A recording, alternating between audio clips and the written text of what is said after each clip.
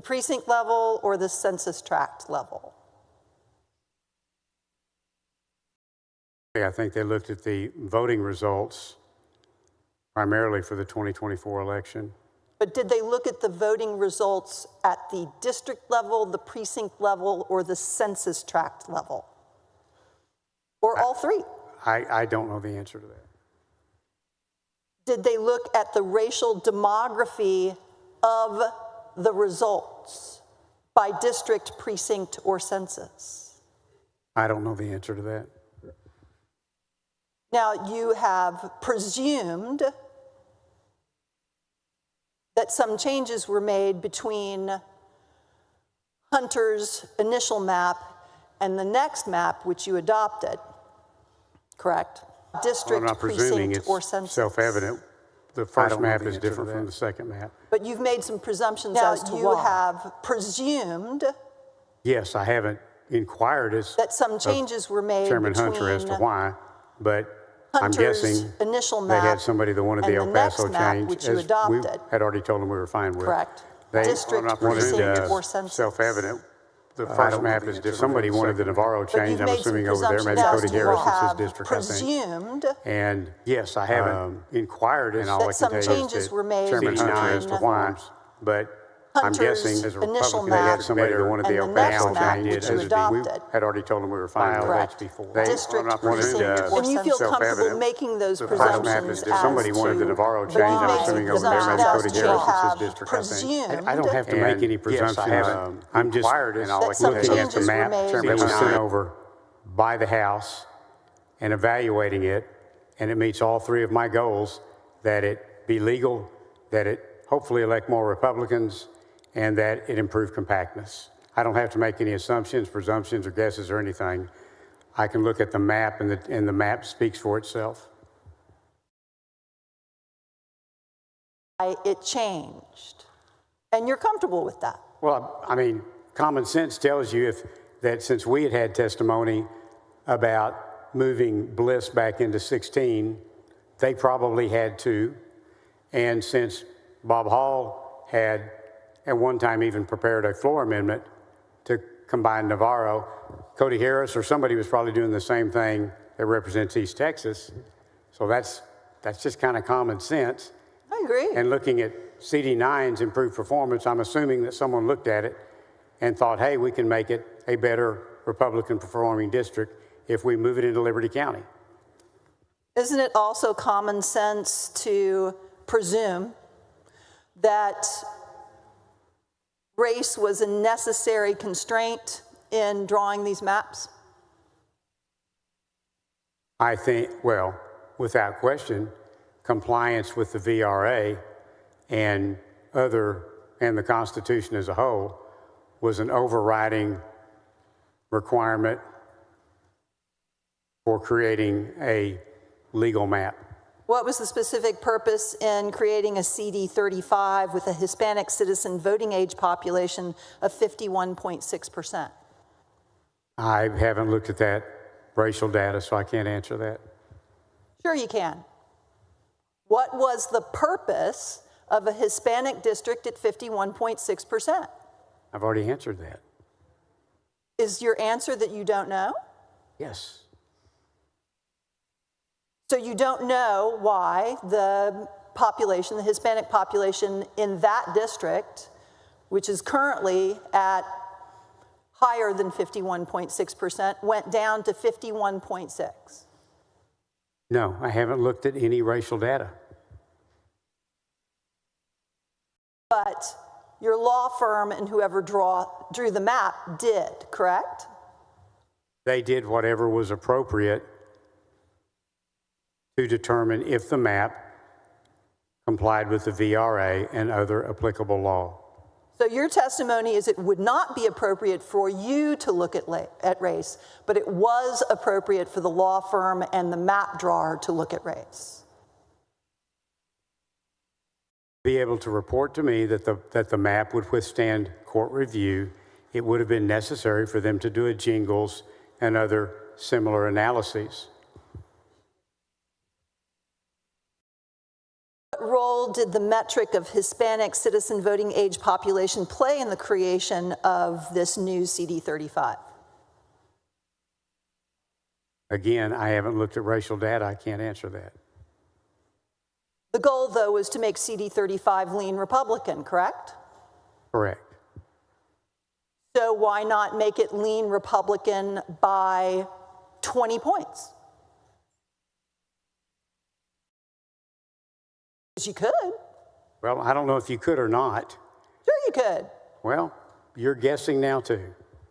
No, actually I'm not. Why didn't you make it lean more Republican? What made you stop at 51.6% Hispanic? Again, I haven't drawn this map. I have adopted this map as mine when it came over from the House as passed. It meets my 3 goals. I'm presenting it to the body. It's the body's choice whether or not this becomes law, whether or not it becomes the next map. That's a decision for the Senate as a whole. It's my recommendation that this is legal, that it has 5 seats that now lean significantly more Republican than they did before, and that it also improves compactness. But now you couldn't make CD35 lean any more Republican because you would have to dismantle a Hispanic Opportunity District, correct? I haven't looked at that. I don't know. Well, then why didn't you make it lean more Republican? Well, because I'm satisfied with the way the map is today. I am also cognizant of the limited amount of time that we have in special sessions. And it's not prudent on my part to try to create amendments and then begin the process of going back and forth in conference committees when we're on such a short timetable. I believe this is an excellent map for the goals of legality, of partisanship performance, and the added benefit, which I wasn't initially pursuing, of making it a little bit more compact.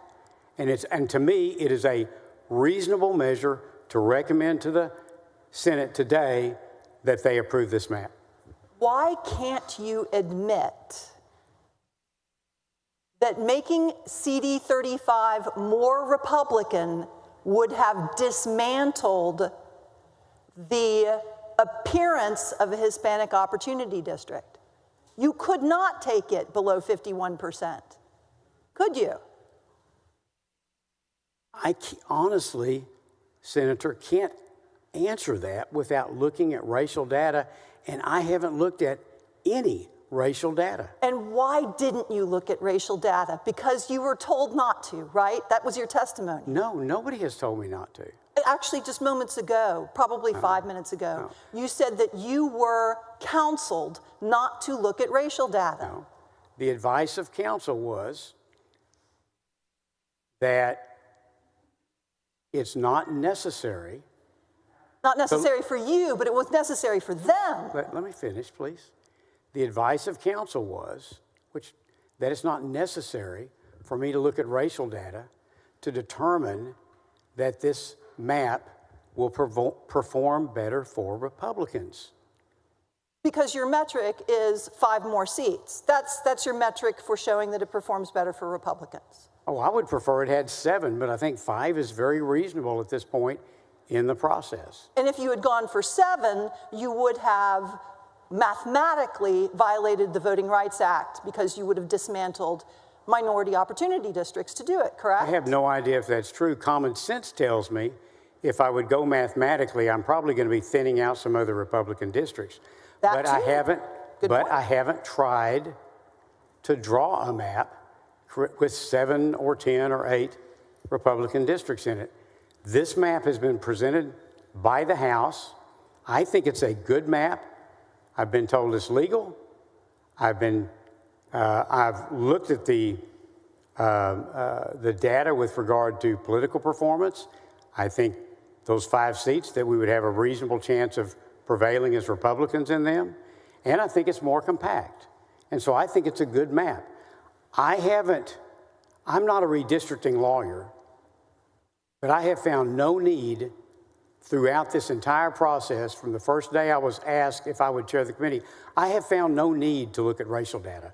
I have had no desire to look at racial data. And it's actually all I've wanted to do is to make sure that any map I recommended was legal.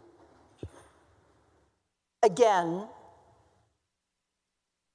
you do not find it appropriate for you to look at racial data, but you recognize that your law firm and the map drawer had to look at racial data in order to analyze under Jingles. Yes.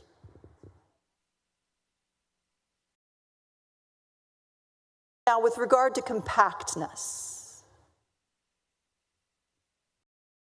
you are aware that about a third of Travis County's population is Latino, correct? I have not looked at that, but I certainly take your word. And you're aware that Travis County on the whole is just under 50% white population, correct? If you say so, then it certainly is. And that it has historic communities of both Latino and Black citizenry in its eastern edge, and some coalition and crossover district precincts in its northern edge, correct? I'm not aware of that, but if you say so, I'll take your word. Do you consider it compact that Round Rock is in a district that is thin to grab Round Rock and then goes all the way to Johnson County, just south of Tarrant County? Well, as I said, throughout the entire state of Texas, there are districts that pick up, I've got it right here. Yeah, it is a tiny little tail, a tiny little sliver to pick up Round Rock, and then goes all the way up to just south of Tarrant County. Does that look compact to you? That tiny little sliver up there? That's the pink sliver. There are. That grabs Cedar Park and Round Rock and then goes up to just south of Tarrant County. I see that, and I don't know why that sliver is there. I don't know if it's a particular community or something of that nature. I did not draw the map. I am not the map drawer. But what I will tell you is, if you look at the current map, including the House and Senate maps, all across the state, you find where you have to reach into urban areas, grab population, and move those into more urban and suburban areas to get the population that's required for one person, one vote.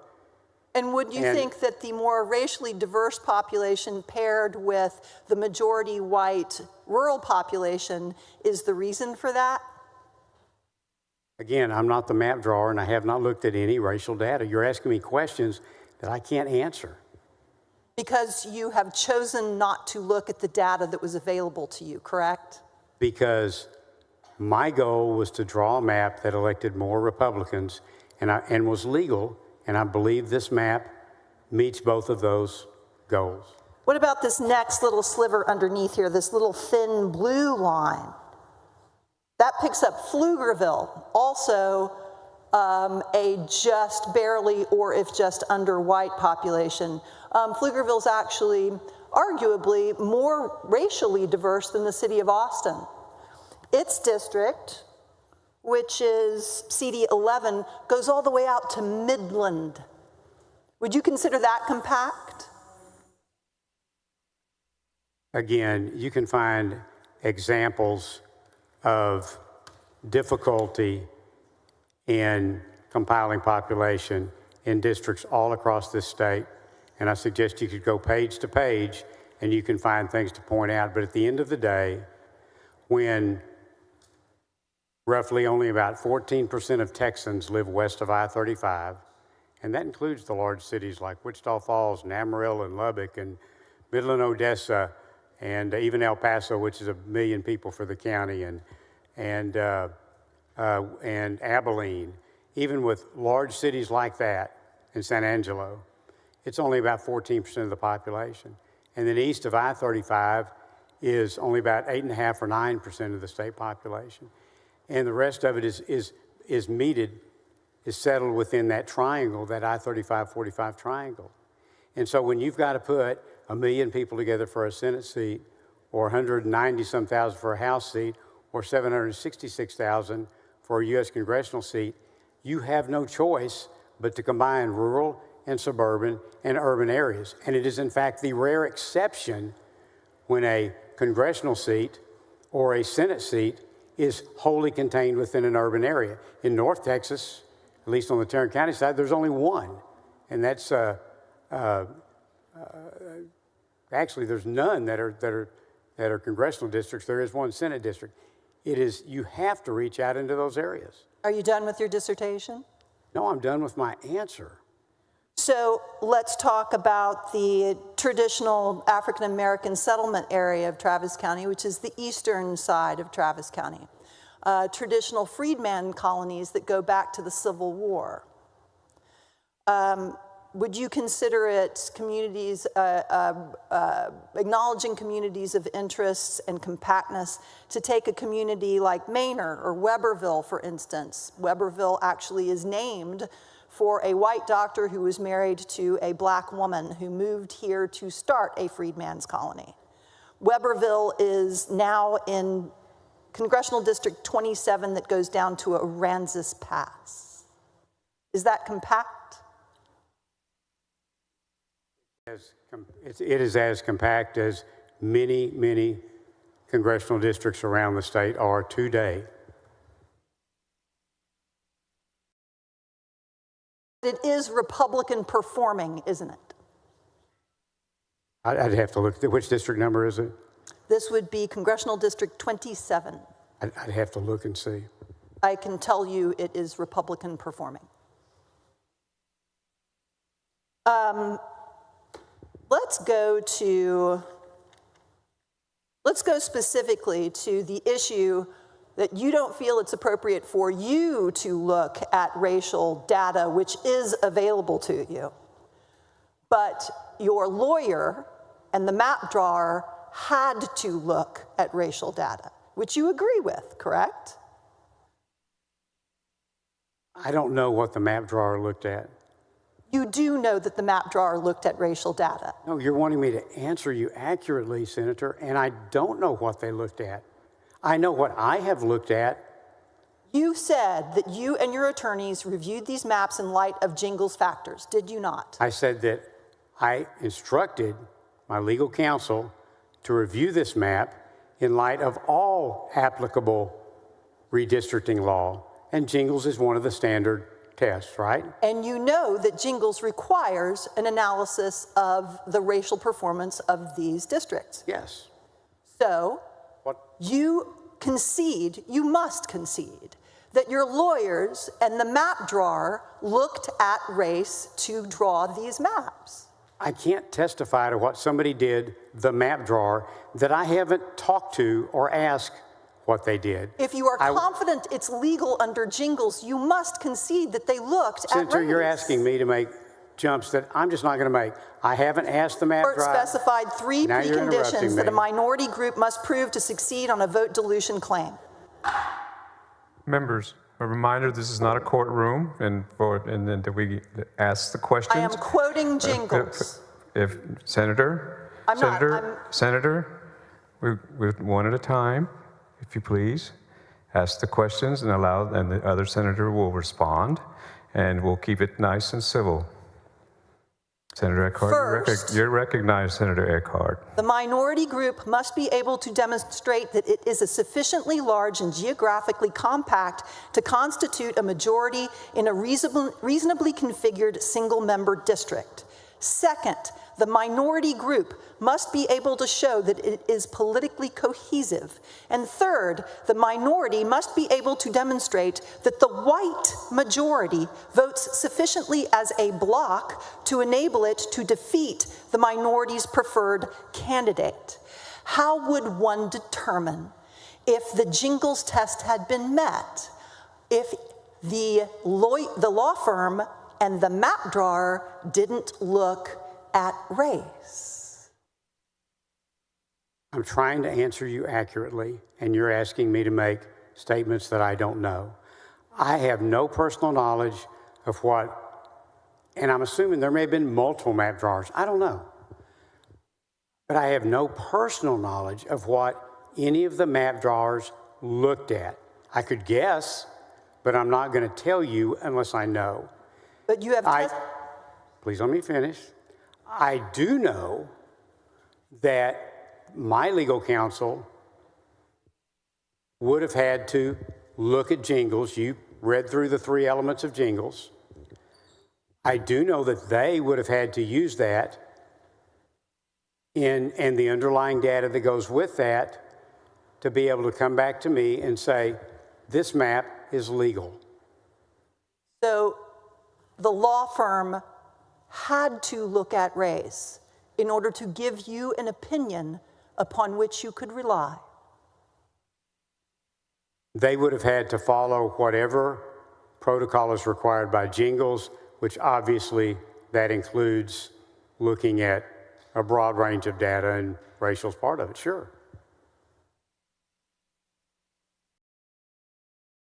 Now, you have repeatedly testified, you've been steadfast in saying that you did not look at race and you did not look at CVAP.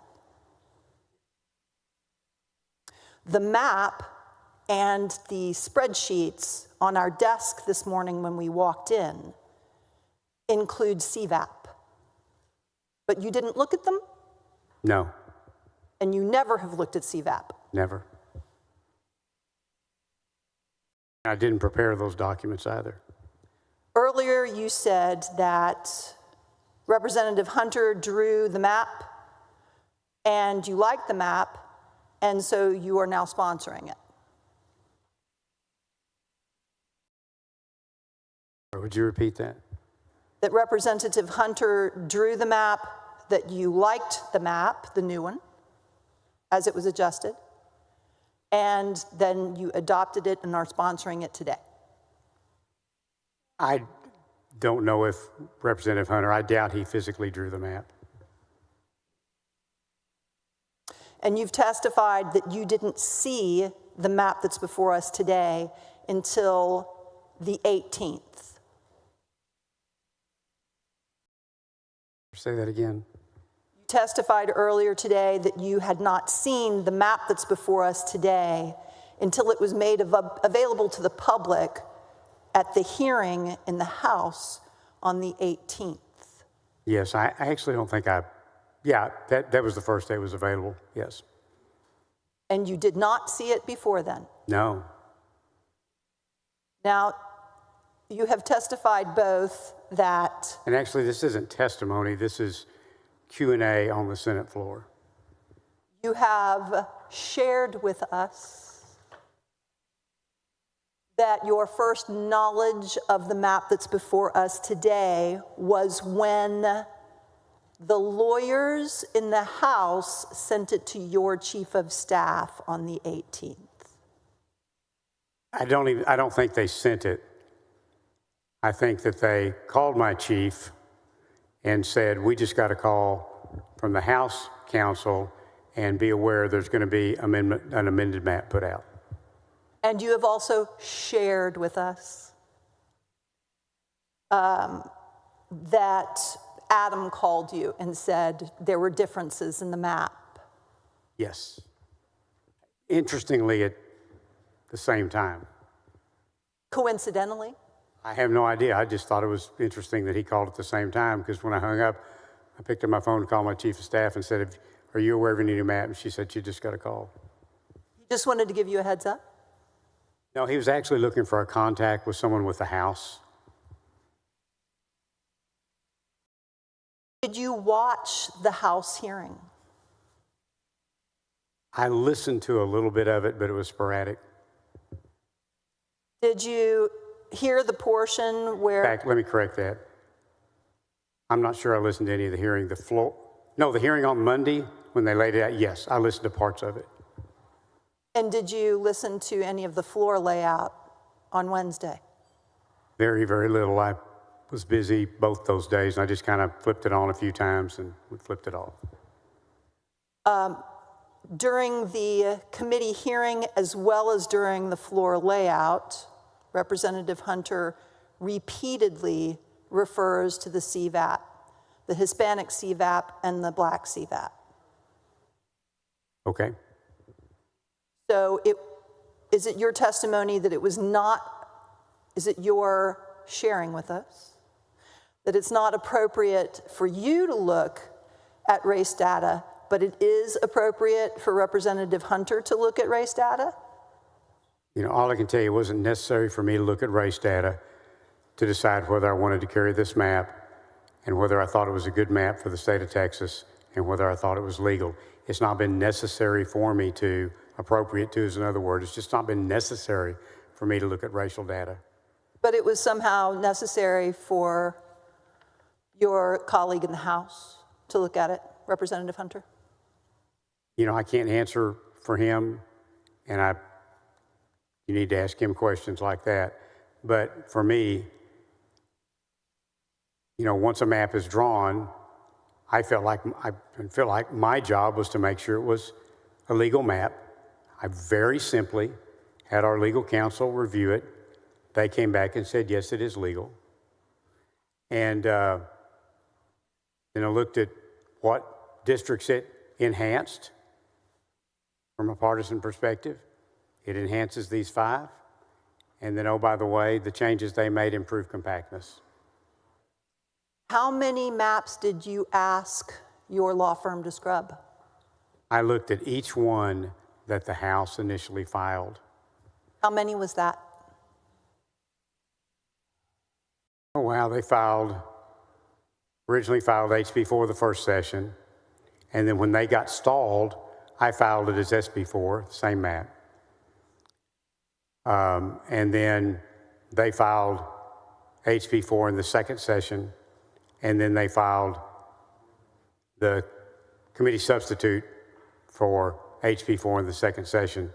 So I guess it was technically 3 maps. So technically 3 maps that your law firm needed to take a look at under a Jingles analysis, which by definition requires that they look at race. Yes, I mean, if doing a legal analysis, I mean, the map is drawn. They're going to do it. I've asked them to tell me if it's legal, if it's got any VRA problems or anything else. And they did their analysis, yes. Now, you had said that you're not an expert in redistricting law, and so you hired an expert in redistricting law. That makes all the sense in the world. You also said it's no different than hiring a real estate lawyer to handle a real estate transaction because you're not an expert in real estate law, correct?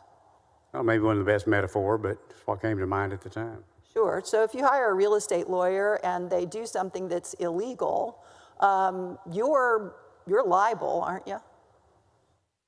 Well, not necessarily. No, not necessarily. That's what they have malpractice for. But if you had the information available to you and you chose not to look at it, then I'd be being fraudulent. Yes. Are you accusing me of being fraudulent? What I'm suggesting is that you are willfully not looking at important information about whether this map is a racial gerrymander. And my response is, and it has been all day, that for me this was the simplest process. The House produced a map. I asked our counsel to look at it and make sure it was a lawful map. And they have reported to me that it is a legal map. And apparently the House counsel came to the same conclusion. So now that I know the map is lawful, does it perform better for Republicans? And it does. And it also helped a little bit with compactness. Y'all are trying to make complicated what, from my perspective, has been very, very simple. We checked to make sure it was legal, the map that the House sent over, it is. I checked to make sure it performed better for Republicans, it does. And it's more compact. This has been a very simple process for me that y'all are trying to make very, very difficult for reasons that I believe have nothing to do with what we're doing here today. The law firm represented your goal to get 5 Republican seats, correct? No, they represented me in my request, and my request was, tell me if this map is legal. Who represented, who executed, who was your agent to get 5 Republican seats? I'm sorry, I don't know what you mean by that question. Well, you've testified that you didn't draw the map. You've testified that you didn't look at the racial data required to make sure that the map met legal muster. You've testified that you were not directly involved in the statistical analysis because it's beyond your capabilities. So you had someone or a firm or people to execute on the goal of 5 Republican seats. Senator, I'm sorry, but you see conspiracies and long tails where there are none. I don't this think is the you Senate. testified that was your goal. No, this is the Senate. Senator Eckhart, if you would, this is not a trial. Again, I'm going to remind you that this is questions and answers and is not testimony. This is not a courtroom. This is the floor of the Senate. And if you would please refrain from calling testimony, because it's not, and allow him to answer the questions, and he will respond to yours. You have shared with us that your goal was to get 5 Republican seats. That is not what I've said. I've said my goal was to improve political performance for Republicans so that more Republicans could hopefully be elected. This has been a very simple, non-conspiratorial, non-confusing process, like with hundreds of bills in our regular session. The House passes something out, they send it over to us. It looked like a good bill to me. I had our attorneys double check it to make sure it was legal. I look at it, it looks like it's going to make at least 5 districts more competitive. It added to compactness, which was something that came up in the public hearings.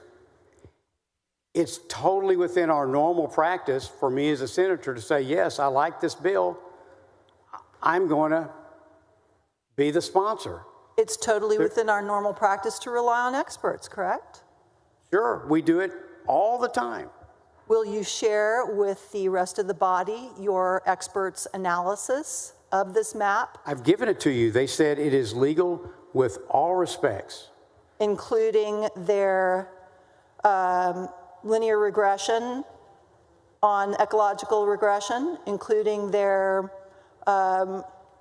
racial polarization analysis? I have not requested those documents from them, and I haven't reviewed any similar documents. But they have done those analyses, and you know it. So would you instruct them to share them with us? I have the highest level of confidence that they have taken all steps necessary to determine that this map meets the VRA and all other applicable law.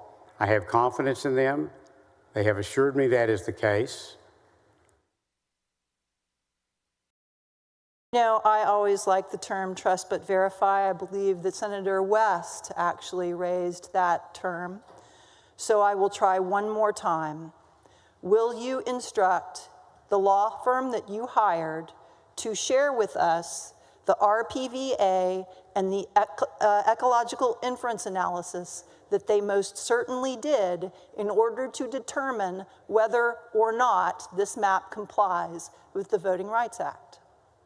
Counselor, you understand privilege law and the waiver of privilege law as well as I do. Now, those type of things will be available if and when this case goes to litigation, and I'm sure it will. We're already told that there's steps being done to do that. Those things will be available in the normal process for receiving experts' information. But I'm not going to stand up here, and you wouldn't either, and waive any attorney-client privilege. It is convenient that the experts that you are utilizing to draw maps of the state of Texas are under attorney-client privilege to you and you alone. Thank you for answering my questions. And to my knowledge, that's the way it has always been for anyone carrying a redistricting bill.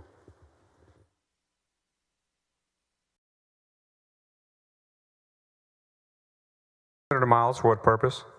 Just a point of clarification with the chairman. Senator King, do you yield? Yes. Thank you. Mr. Chairman, you recall, I'm assuming now that you recall being asked if you knew or ever talked to Adam Kincaid in our hearings. Is that correct? Do you recall I know we've those? talked about Adam Kincaid several times in the hearings. Right. And do you recall your answer when you were asked if you knew or talked to Adam Kincaid? And I'm assuming that's why you're telling, well, do you recall your answer? I've been asked no, I don't recall any specific. I can tell you that to the best of my recollection today, I think he and I have talked 3 times. So you have talked to Adam Kincaid?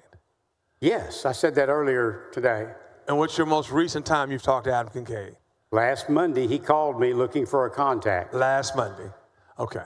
So that's because we were asked, you were asked multiple times in the committee. So, and you volunteered the fact that you'd never talked to Adam Kincaid. I don't think I've said anything incorrect in the hearing. If I had, it was an error. Okay. Thank you for the clarification, Mr. Chairman, that you have Thank you. spoken And to. I went over those 3 occasions, That you, sir, with Senator Gutierrez a few moments ago. thank you for that clarification, Mr. Chairman.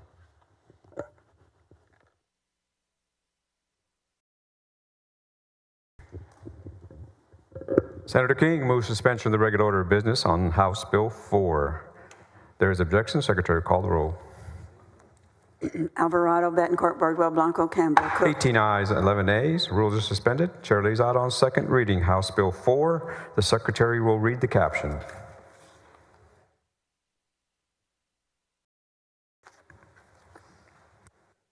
House Bill 4, relating to the composition of the districts for the election of members of the United States House of Representatives from the state of Texas.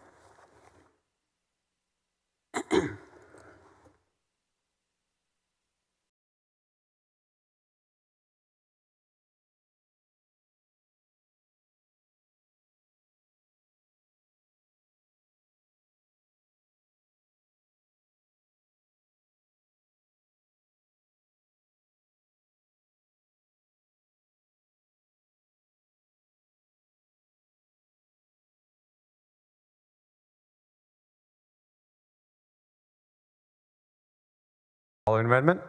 Secretary, read the amendment. Floor Amendment Number 1 by Zavarini. Senator Zaffarini recognized. Thank you, Mr. President. Mr. President and members, modern technology has made map drawing more precise than ever, increasing the potential for partisan advantage or discrimination. These advances also provide an opportunity for an independent redistricting commission to leverage data and tools to create fairer, more equitable maps that better reflect Texas communities. This amendment would establish a bipartisan Texas Redistricting Commission and transfer responsibilities for redistricting congressional districts from the legislature to the commission.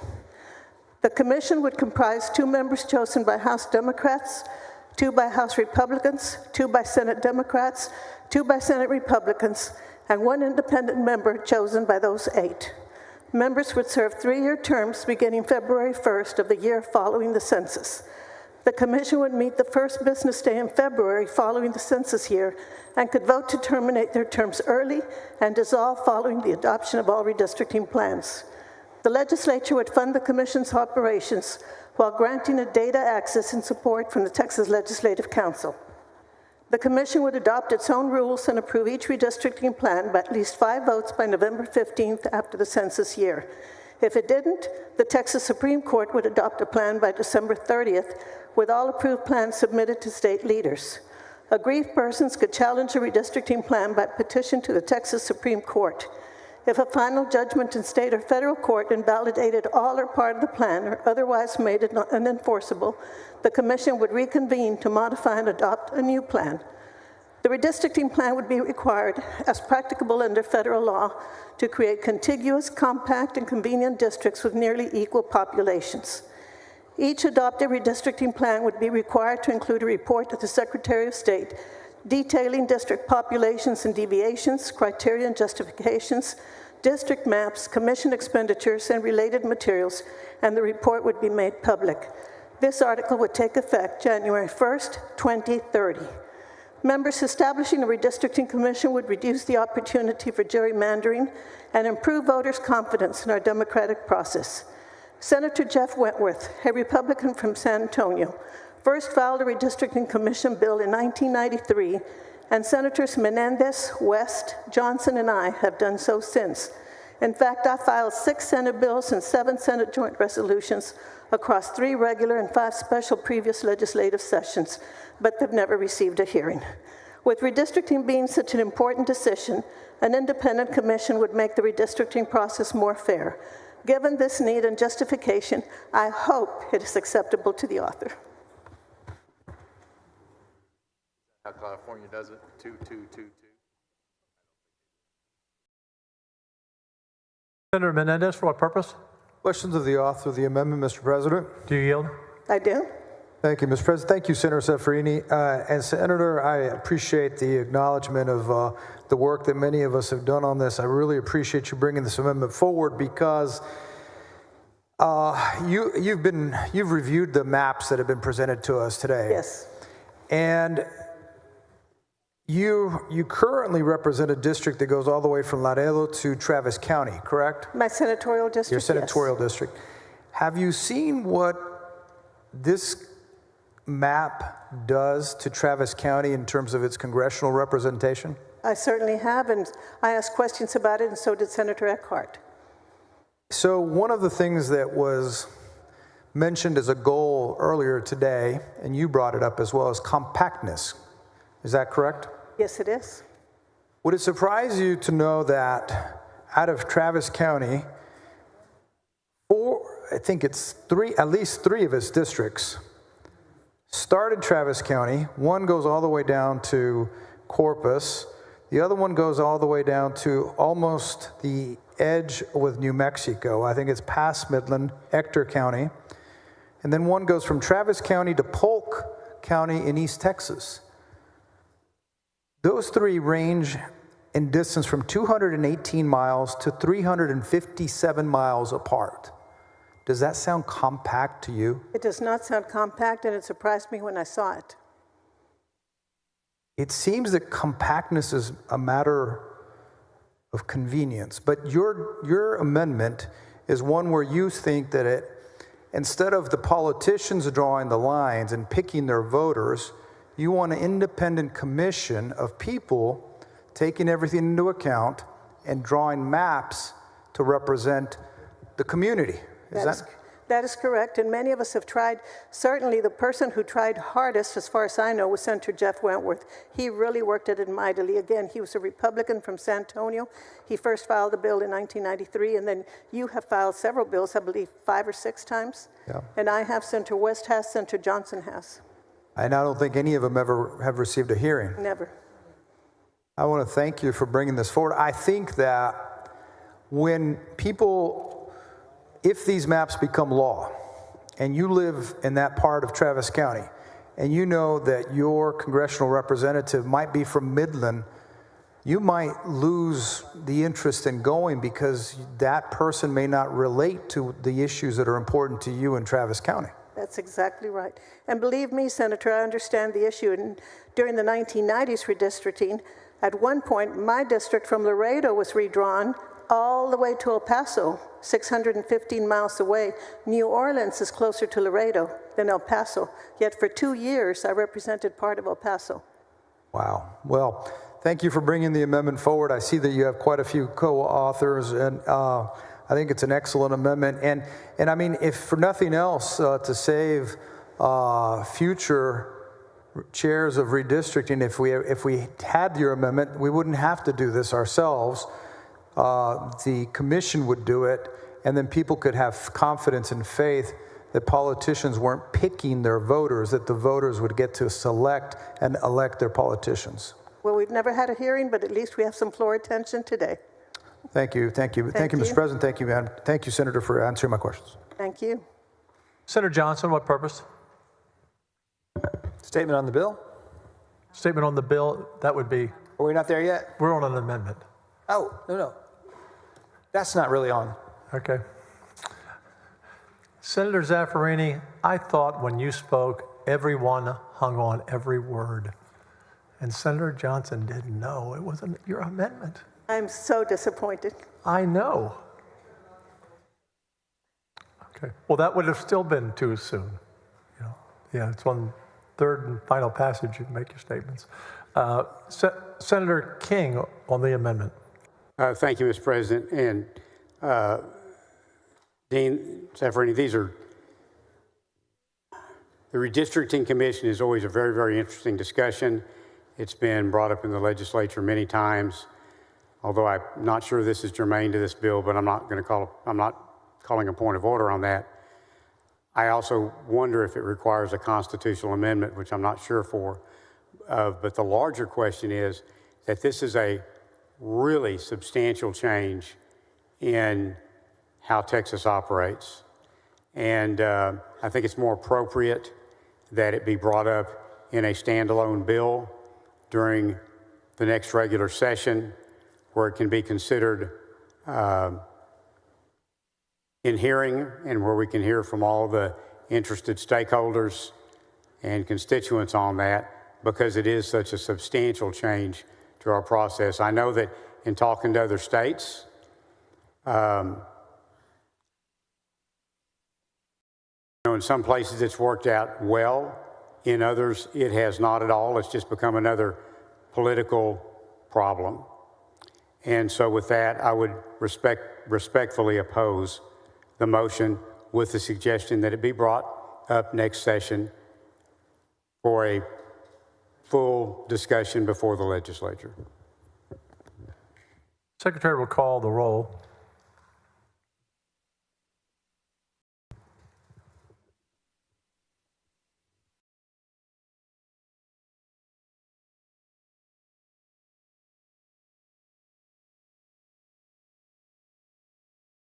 Secretary will call the roll when ready.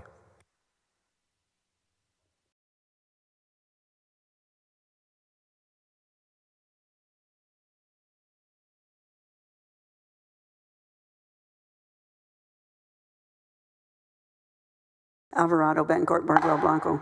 11 ayes and 18 nays, the amendment fails. Recognized for passage to engrossment. So moved. Third reading. It's a House bill. Secretary will call the roll when ready.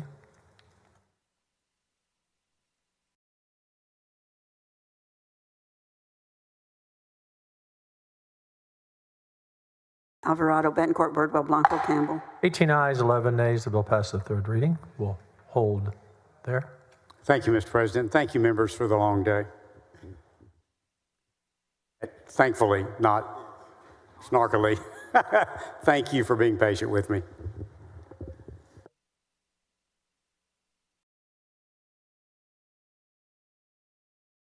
Members, following bills and resolutions on first reading and reference to committee, Secretary will read the bills and resolutions.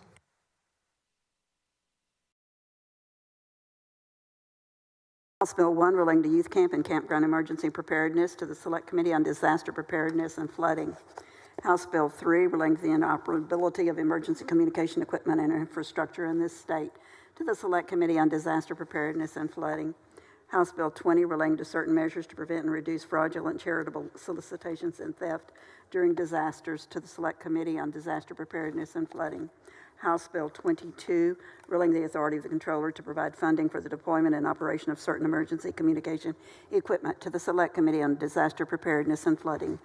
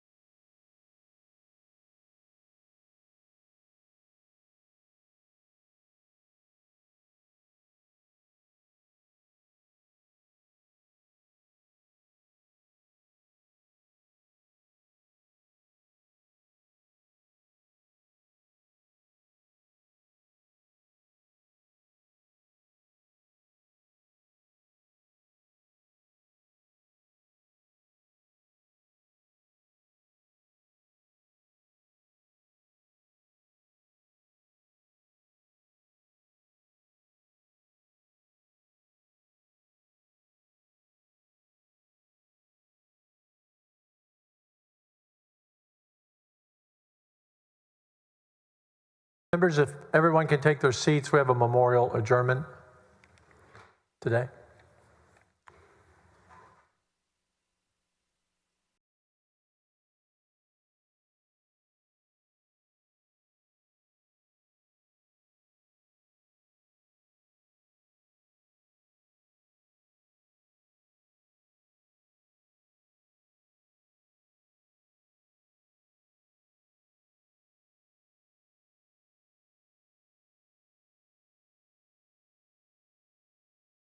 The chair recognizes Dean of the Senate for a highly privileged motion. Thank you, Mr. President. Mr. President, members, before I move to adjourn for the day to reconvene later, I yield to Senator King for a memorial statement. Senator King. Thank you. I have a very, very dear friend whose funeral is today, and I was unable to make the gathering, the celebration of his life, because we're all here today.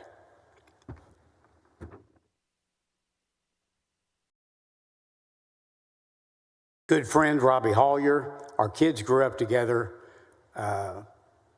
We've been going to church together for, I don't know, since the early 80s. Wonderful man. Suffered quite a bit the last few years. His family has suffered along with him. They are wonderful people. He's with the Lord.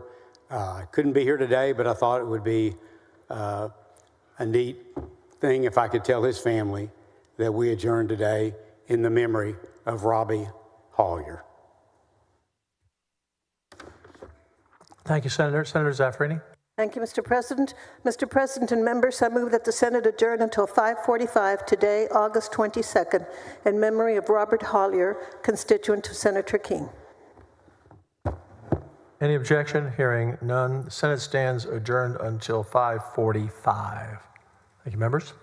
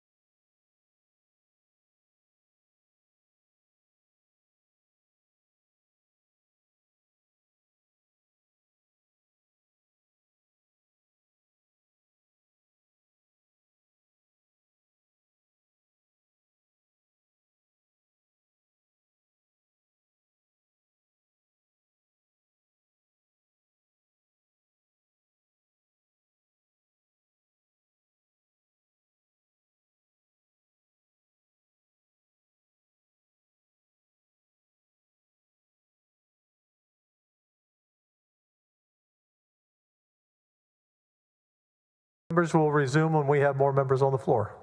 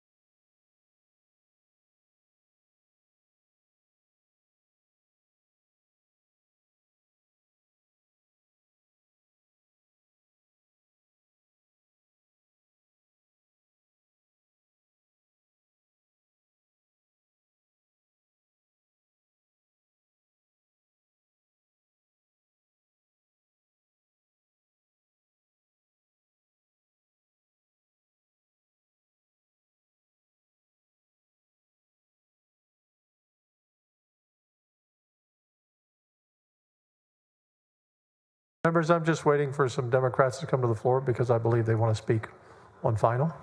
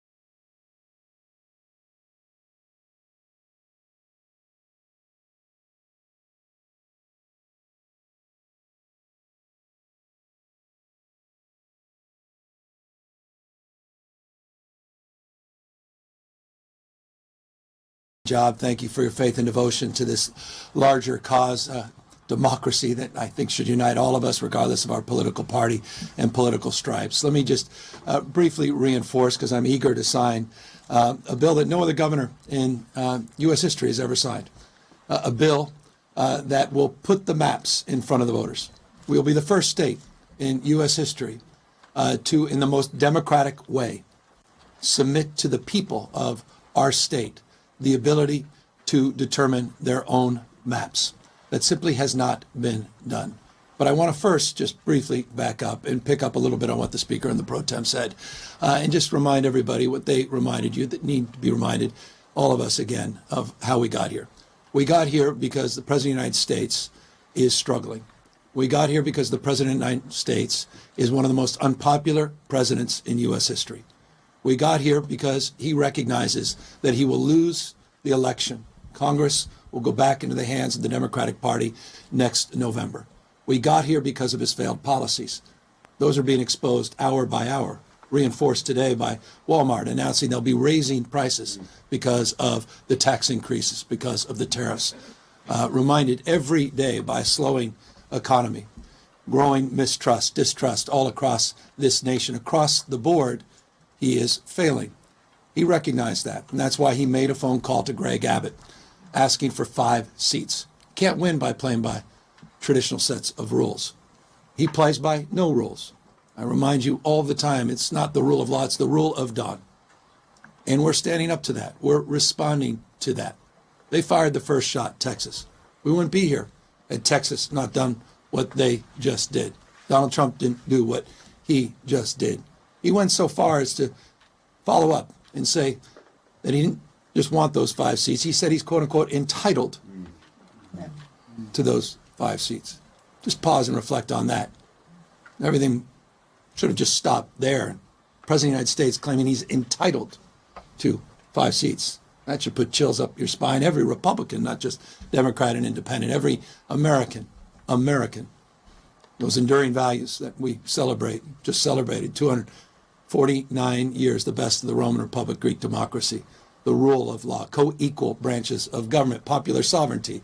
What we'll celebrate, will we? Next year, the 250th anniversary. Masked men at the site of the Japanese that were interned and bussed in Little Tokyo last week in Los Angeles were sent right there in front of the Democracy Center as we kicked off this effort.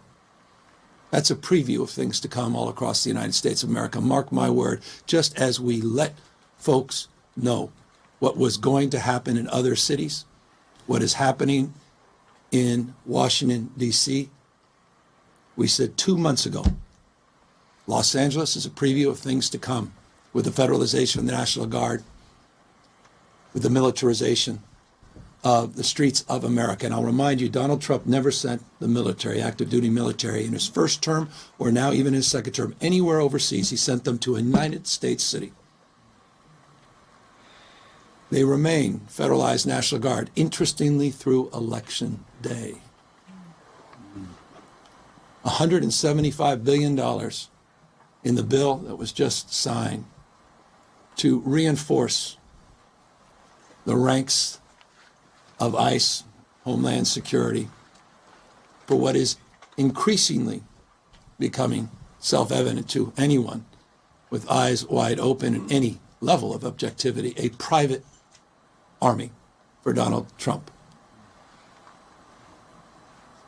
owing an oath only to him, not the Constitution of the United States. You just heard from the Speaker that vote-in-mail ballots are being threatened by the President of the United States. 80% of Californians, no coincidence, 80% submitted their ballots in the last election, 86% in 2022, 88% in 2020.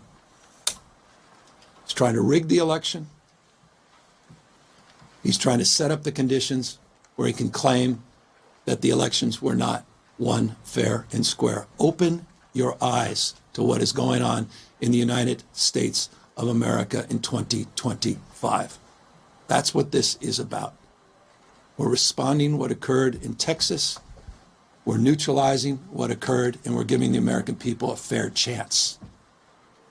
Because when all things are equal, and we're all playing by the same set of rules, there's no question that the Republican Party will be the minority party in the House of I was trying to wait Representatives for all the next year. senators to come back, but we'll start. We'll be transitioning. The Senate and I'll will come to close, order. Secretary will from call the roll. This Alvarado. process Bettencourt, that has unfolded over the course of the Birdwell, last few weeks Blanco, to the campaign Campbell, after I signed Cook, these two pieces of Creighton, legislation establishing a special Eckhart, session and the maps. Flores, I also will be signing Gutierrez, a proclamation Hagenbooth, on November 4th. The Hall, people of the state of California, in a Hinojosa, transparent and, as Nueces, Speaker Pro Tem Hinojosa said, Hidalgo, temporary and Huffman, democratic way, will have the Hughes, opportunity to determine Johnson, their fate in our King, collective future. Colcourt, And I couldn't be more Menendez, proud, again, of Middleton, the extraordinary leaders Miles, that are standing Nichols, up for the rule of law, Parker, are standing up for the Paxton, principles and those enduring Perry, values of our founding fathers. Schwertner, Thank you for getting us Sparks, to this West, point. We have a lot more work to do. Get this done. Members' quorum November is 4th. present. Please rise in the gallery and on the floor for the invocation by Senator Birdwell.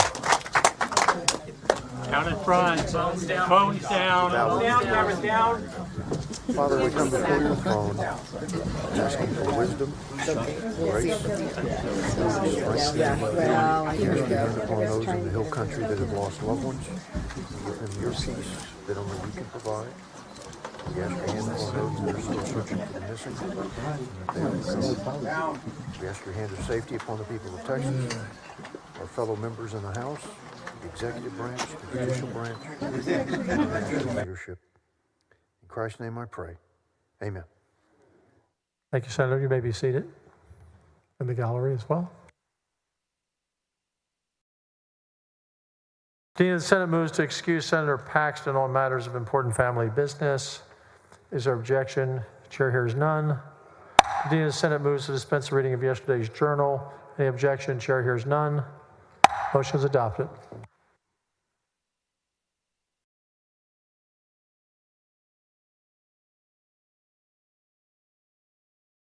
If there's no objection, I'd like to postpone the reading and referral of bills and resolutions until the end of today's calendar. Hearing no objection, motion is adopted.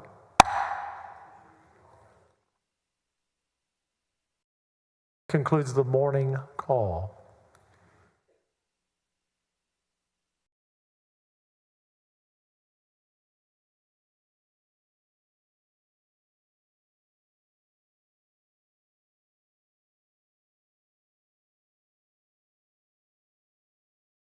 Concludes the morning call.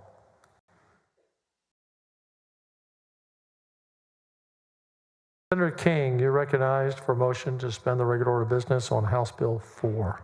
Senator King? Senator King, you're recognized. Sorry.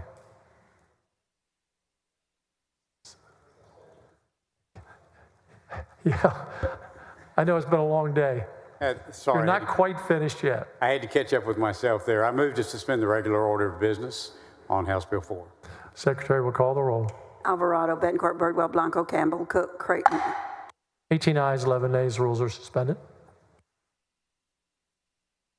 Third lays out on third reading, House Bill 4. The Secretary will read the caption. House Bill 4, relating the composition of the districts for the election of members of the United States House of Representatives from the state of Texas. Members, it is now the time for third reading speeches. Senator Zaffirini, you're recognized. Thank you, Mr. President. Mr. President and members, I rise in strong opposition to House Bill 4, the unfair, untimely congressional redistricting plan. In 2023, members, the U.S. Supreme Court ruled in Allen versus Milligan that Alabama's congressional map violated Section 2 of the Voting Rights Act because it denied black voters the opportunity to elect a second candidate of their choice when warranted by population growth and demographic patterns. This decision reaffirms Section 2 as a powerful legal tool to evaluate the effects, not merely the intent, of redistricting plans. Despite clear evidence of minority population growth and shifting demographics, House Bill 4 reflects the same failure by denying minority populations a fair opportunity to elect candidates of our choice. In this whirlwind of criticism and controversy, I believe we agree about the facts. First, that the current congressional map based on then current census data was approved in 2021 unanimously by 18 Republican senators, with 13 Democratic senators unanimously voting against it. Second, that during these special sessions, 12 Republican senators who voted for it unanimously at that time have changed your position and today unanimously seek to replace it with a map based on now 5-year-old census data, while 10 Democratic senators who unanimously opposed it then remain consistent in our opposition and unanimously oppose it even more vehemently now. Third, that while congressional redistricting has taken center stage during 2 special sessions called by Governor Greg Abbott and has been prioritized over the immensely critical issue of the day, flooding and disaster preparedness, it never was considered during our regular session that ended in June. That begs the question, why now? It prompts the answer, because the billionaire party bosses commanded it. Fourth, that the governor will call as many special sessions as needed until a congressional redistricting plan is adopted and will use whatever he calls every bullet in his belt to prevail, including moving the election date, finding and arresting legislators, declaring vacancies in the legislature, and calling upon the federal government and the judiciary to hearken to his side. Fifth, that the legal battle regarding the 2021 congressional redistricting lawsuit rages unresolved in El Paso Federal Court, and that this 2025 redistricting effort is headed for the courtroom. So I agree with the Democratic lawyers who believe that if HB 4 is going to pass anyway, the sooner we can get to court, the better, and the greater the likelihood we can get relief before the election. You have to wonder, how can Republicans adopt a redistricting plan in 2021 and then defend it vigorously in court since then, only to denigrate it in 2025 and try to replace it? Frankly, surely there are incumbent Republican members of Congress who wonder that too. Fourth, we agree that none of us wants to be here doing this at this time. Redistricting is such a partisan issue that it is best addressed every decade after the census data are released. In states across the country, minority parties will accuse majority parties of gerrymandering for political advantages. In Texas, the minority accusations were proven right. The NAACP, MALDEF, and the Democratic Party have prevailed in 5 congressional lawsuits filed in federal court through 2024. I am convinced that if justice prevails in the U.S. Supreme Court, Democrats and minorities will prevail in contesting the 2021 and the 2025 plans. That's a big if. Democratic senators oppose House Bill 4 not only because it disregards the growth and diversity of our state, but also because it further erodes the strength of minority districts, diminishing our ability to elect candidates of our choice and silencing voices that deserve to be heard. More specifically, coalition districts that allow minority voters to elect our candidates of choice are protected under Section 2 of the Voting Rights Act, even if courts do not require their creation in the first place. Congressional District 28, anchored in Laredo, for example, remains majority Hispanic, but loses Bexar County, with whom we have a strong community of interest, and adds Hidalgo County, despite the city of Laredo and the city of McAllen being competitive neighbors. The proposed map reflects marginal shifts that might seem insignificant on paper, but in districts such as this, with narrow turnout margins and cohesive minority voting blocks, it is exactly how opportunity is eroded. When minority voters comprise the majority but cannot elect our candidate of choice due to strategic redistricting, that is precisely the definition of vote dilution under Section 2. Of particular concern in House Bill 4 is the splitting of school districts, which occurs throughout Senate District 21 and across Texas. In my district, Del Valle ISD, a primarily Hispanic and economically disadvantaged community with distinct needs, is being divided in half. This division will destabilize the district by forcing residents to engage with multiple congressional representatives who may hold very different political priorities. Such fragmentation risks disenfranchising the community and can lead to different outcomes based on which portion of Del Valle ISD has a more responsive representative. We also heard testimony illustrating this challenge. Residents often reach out to their assigned congressperson only to be redirected to a neighboring representative of a different political party to have needs assessed. Congressional District 35, which stretches from Austin to San Antonio, was drawn by a Republican federal court after the legislature's 2011 map was declared to dilute Hispanic voting strength. It was crafted specifically to provide Hispanic voters in Central Texas a realistic opportunity to elect their candidate of choice. House Bill 4 effectively dismantles that district. It divides its core of East Austin's Hispanic and Black neighborhoods and redistributes them into adjacent districts in which voters of color no longer will have sufficient members to elect their candidates of choice. I would hope we agree an elected body should reflect the population its members represent. If so, House Bill 4 is a far cry from that standard. Representative Vincent Bettis recently offered an analysis indicating what the proposed map would ensure. One congressional representative for every 445,000 Anglos, meaning 26 of 38 seats for their population of 12.5 million. One congressional representative for every 1.5 million Hispanics, meaning 8 seats for our population of 12 million. One congressional representative for every 2 million African Americans, meaning 2 seats for their population of 4 million, and Asian Americans would have 0 representation in the delegation despite their population of 1.6 million. That means Anglos who comprise 40% of the population would hold 68% of the delegation. Hispanics who comprise 40% of the population would hold 21% of the delegation. African Americans, who are 13%, would hold 5%, and Asian Americans, who comprise 5%, would hold none. Under this proposal, an Hispanic Texan has 1/3 the political value of an Anglo-Texan. From my perspective, as a Texan of Mexican, Spanish, Sephardic, Jew, and Greek descent with an Italian last name, it is glaring that Hispanics comprise 40% of the population and should hold 15 of 38 seats, but under House Bill 4 could elect only 21% of the delegation, only 8 of 38. 3 of those districts, Congressional District 28, 15, and 34, are drawn in a way that makes them less effective at producing electoral outcomes consistent with the preferences of Hispanic voters.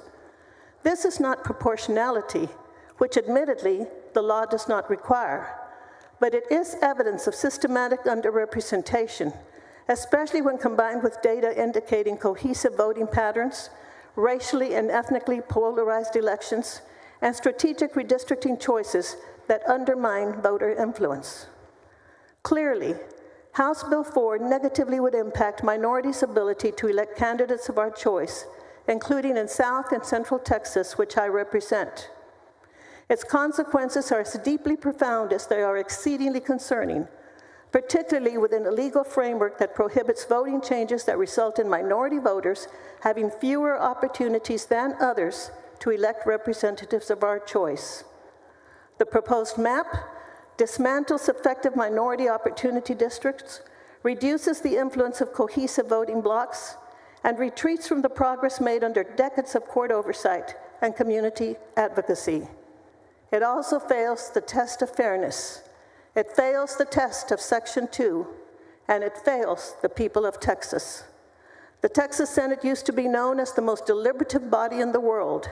Those days are over. Today, the majority will prevail, but the rights of minorities were ignored. Outnumbered, outvoted, and outgunned, Democrats will go down fighting, having used every available legislative tool. My prayer is that the pendulum will swing sooner rather than later, and that when it does, Democrats will respect all minorities, including political. For these reasons and more, Mr. President and members, it is with a very heavy heart that I will vote no regarding House Bill 4. Thank you, Mr. President and members, and thank you, Senator King, for your courtesy in answering my questions. Thank you, Senator Zaffarini. Senator Menendez, for what purpose? Thank you, Mr. President. To speak against the bill. Mr. President, members. Excuse me, Senator Menendez. Senator West, did you wish to go next? Yes, Senator Menendez. Not a problem. My apologies. Not a problem. He was next up in lineup on seniority. Senator West, for what purpose? To speak against the bill. You are recognized. Members, I will not duplicate what Senator Zaffarini's already said. I think it's a job well done. This is my third redistricting session, and I know, Senator King, you had a job that you had to do. But you know, members, each and every day of the session, we started off with a prayer. Sink in. We started off with a prayer. What I get from that is that we kind of put God above politics. We want to make certain that each and every one of us obviously represent our constituents, but we don't do that if it's contrary to our Father's word. We've gotten to a point where in many instances that's exactly what we're doing. We won't stand up and do what's right. Senator King has said we want to do what's political.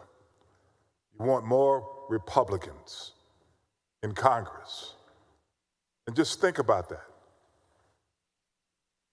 Is that what we really need to be doing, to trying to make sure we heal this country and bring it back together, frankly, from the cliff of disaster? Well, you see, a lot of things that are going on right now, you can kind of look at the Bible and you can see exactly all of them were kind of set forth in the Bible, leading us to Revelations.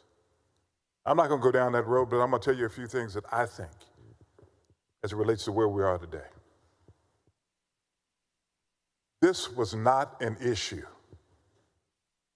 when we first started session. It didn't become an issue until Donald Trump asked Texas for 5 more Republican votes in Congress because he's afraid that if history repeats itself, that he's going to lose the House of Representatives. You know, I asked Senator King about circumstantial evidence. As soon as Trump made that statement in the news, the Department of Justice sends a letter. We have a session, and redistricting, my friends, is put on the agenda for us to consider. Exactly what Donald Trump wants. I understand you're Republican, but are you a Republican first? Or are you a Texan first, like we were last night? With Senator Parker, you hit the nail on the head. We take care of Texans first.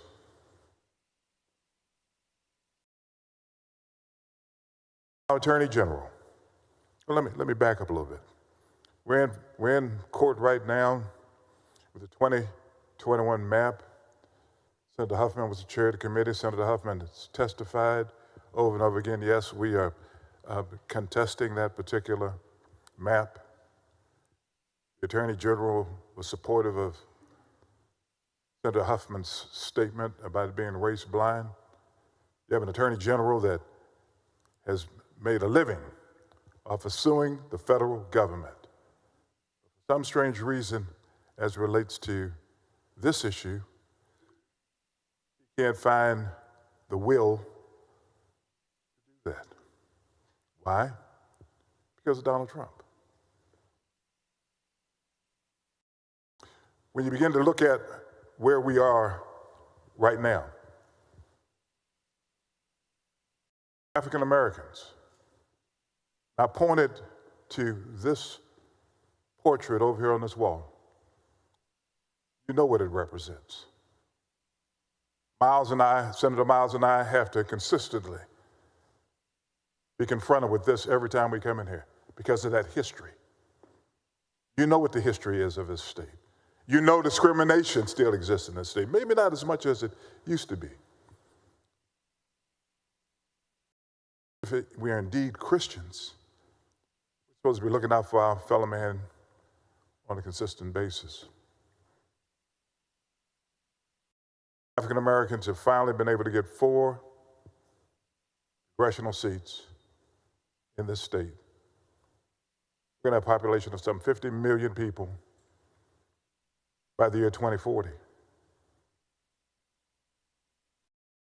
have what, 38 congresspersons? 4 African Americans? What's getting ready to happen? When this map passes, you will have said, it's not about our brother's keeper. It's not about making certain that we do what's fair, that we do what's politically expedient. And still we pray each and every day that we're here about fairness. If you feel that what we're doing is fair deep in your heart, then go ahead and put politics over what you have said and profess as a Christian. Why is it that when people, ethnic minorities in this state, which frankly is the majority groups now, start making strides consistent with the American dream? All instances professing to be Christians, but in all instances professing to be Texans, putting Texas first. We do it along with our Anglo brothers and sisters each and every day because we're proud to be Texans.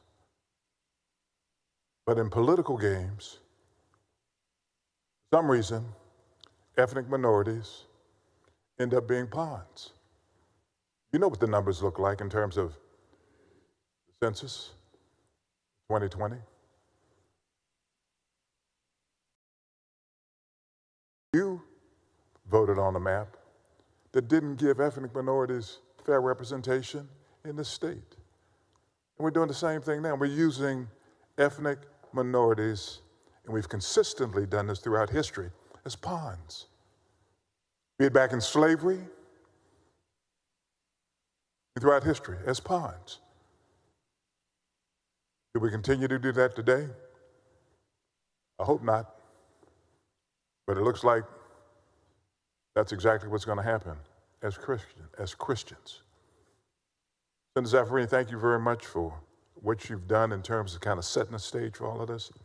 I'm not going to be repetitive, but what we do today, Senator Bettencourt, I hope we do it as Christians, not as politicians. We do what's in the best interest of all Texans, not just a select few.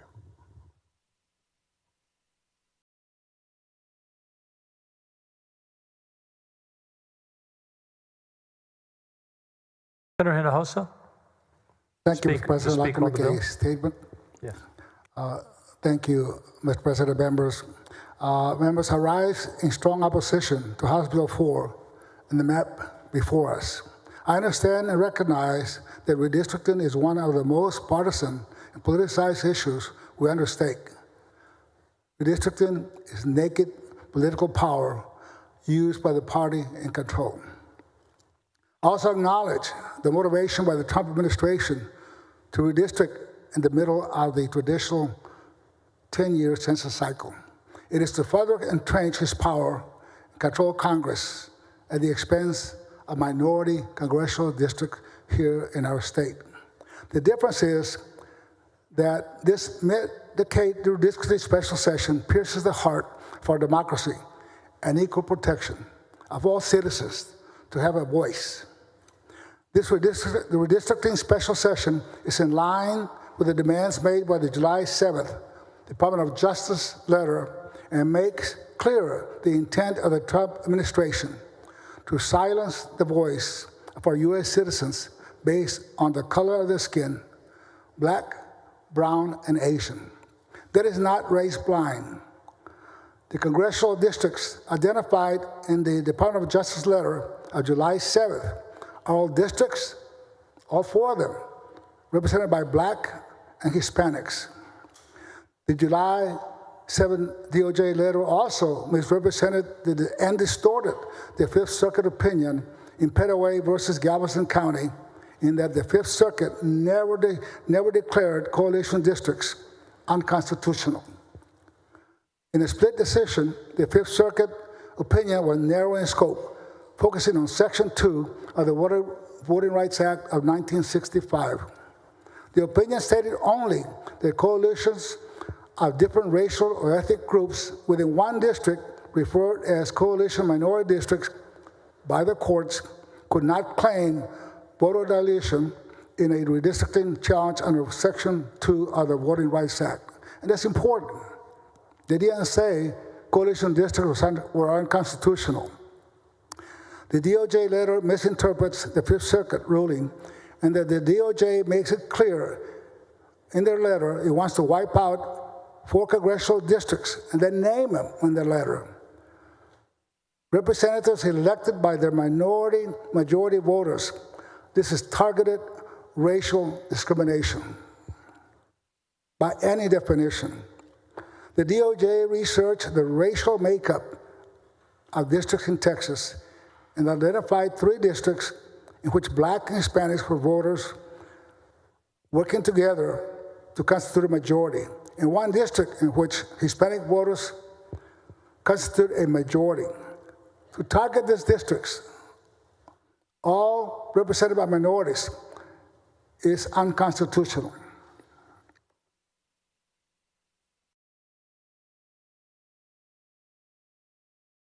You notice the Trump administration did not target any of the Republican congressional districts. House Bill 4 emerges not only from necessity, but from a political motivation to target intentionally coalition congressional districts. Unlike the regular post-census process, this mid-decade redistricting is timed and clearly engineered to create 5 additional Republican districts before the 2026 midterm elections. That is very obvious. And all of this is the expense of minority districts, where their voters, constituents, elected their candidate of choice. This map push ignores, even undermines ongoing legal scrutiny.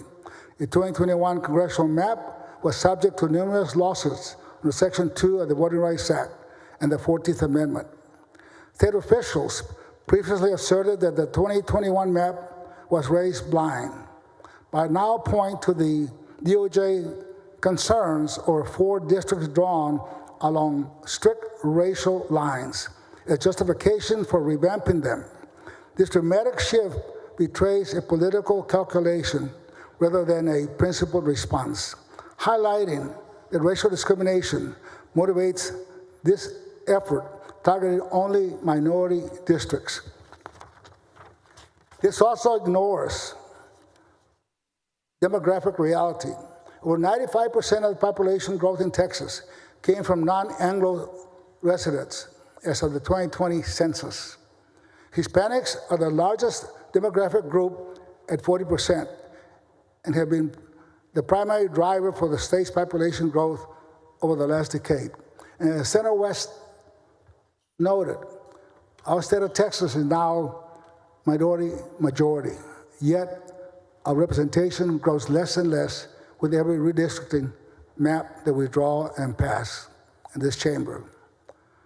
House Bill 4 redraws district lines to weaken the overall ability to elect the preferred candidates of choice.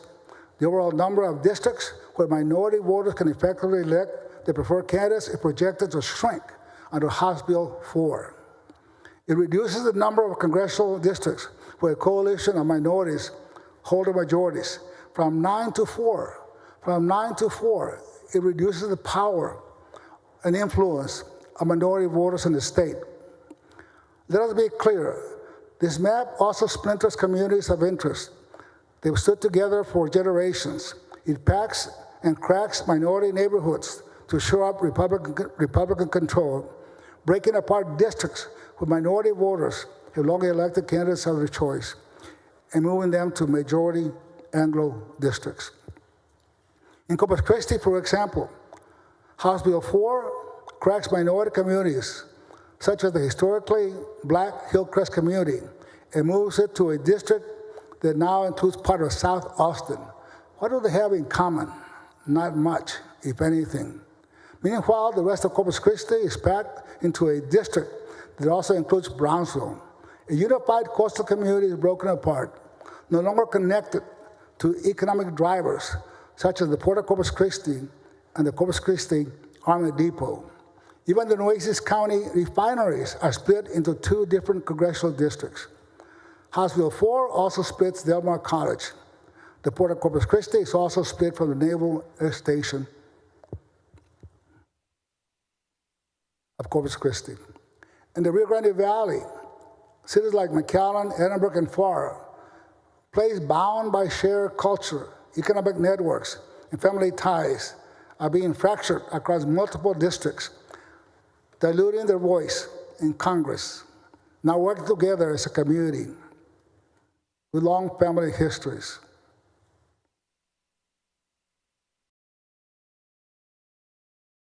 The cities of McAllen and Edinburgh, with a long history of working together under a single congressional district, are no longer together. This is not fair representation.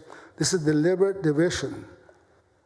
In addition to that, City of Farr. The City of Farr is divided into 2. And the city has a school district, the Farr San Juan Alamo School District, which is divided in half. That is not a community of interest that's being done by House Bill 4. The Voting Rights Act of 1965 and the United States Constitution require maps to protect communities of interest and give every Texan an equal voice. Yet, this plan does not do that. It does the opposite.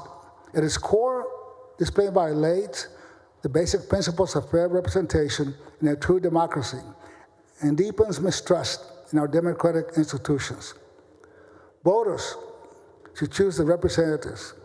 Representatives should not manipulate maps to choose their voters. House Bill 4 entrenches power by weakening accountability, disfranchising communities of color, and defying the principles of fair and equal representation. We allow hyper-partisan gerrymandering to continue. We undermine the very foundation of our democracy. As President Abraham Lincoln so rightly called a government of the people, by the people, for the people. Texas deserves maps that reflects its people, not maps that silence them. Thank you, Mr. President. Thank you, members.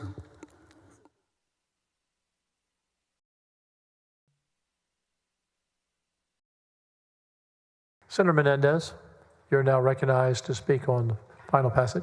Thank you, Mr. President. Thank you, members. I want to thank 3 of our most tenured colleagues in the Senate, Senator Zaffirini, Senator West, and Senator Hinojosa.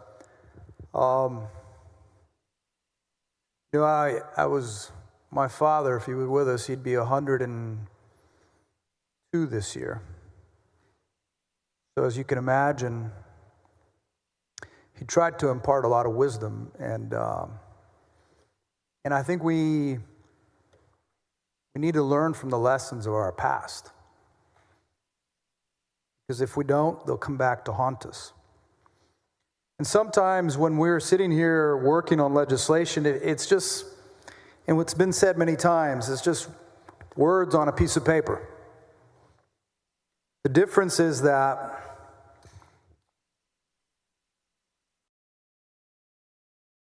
this map's going to affect people's lives.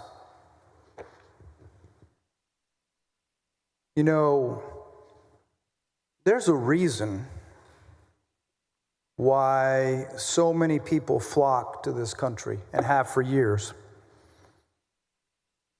In the Declaration of Independence, when Thomas Jefferson wrote, "We hold these truths to be self-evident, that all men are created equal, that they are endowed by their Creator with certain unalienable rights, that among these are life, liberty, and the pursuit of happiness, that to secure these rights, governments are instituted among men, deriving their just powers from the consent of the governed."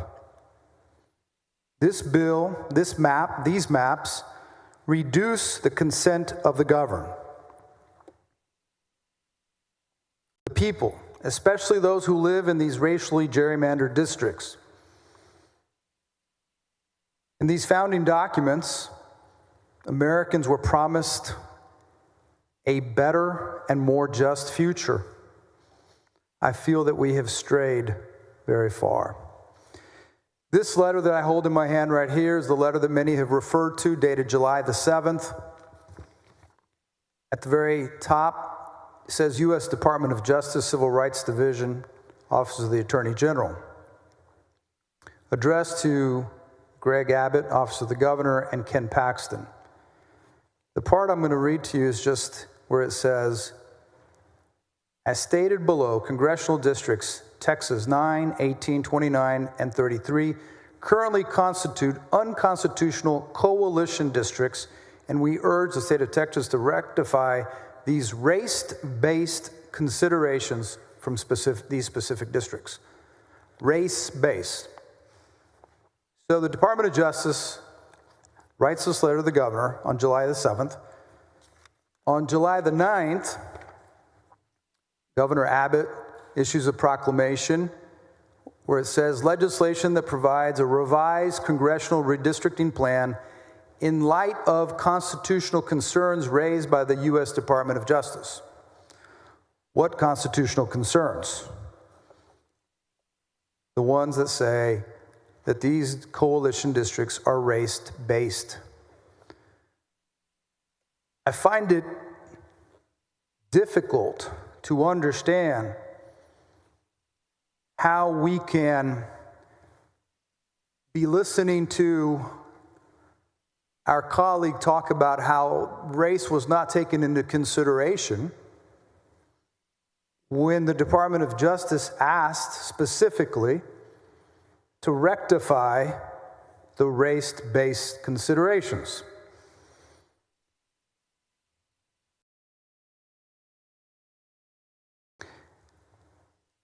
And then we ask ourselves sometimes as public servants, why do people not vote? Why is the vote turnout so low? What's happening? Because when they see gerrymandered maps like this that take someone living in Travis County and put them in a district with someone in Ector County, 375 miles away,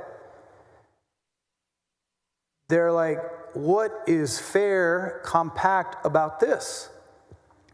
When they hear that 9 minority districts are going to go to 4,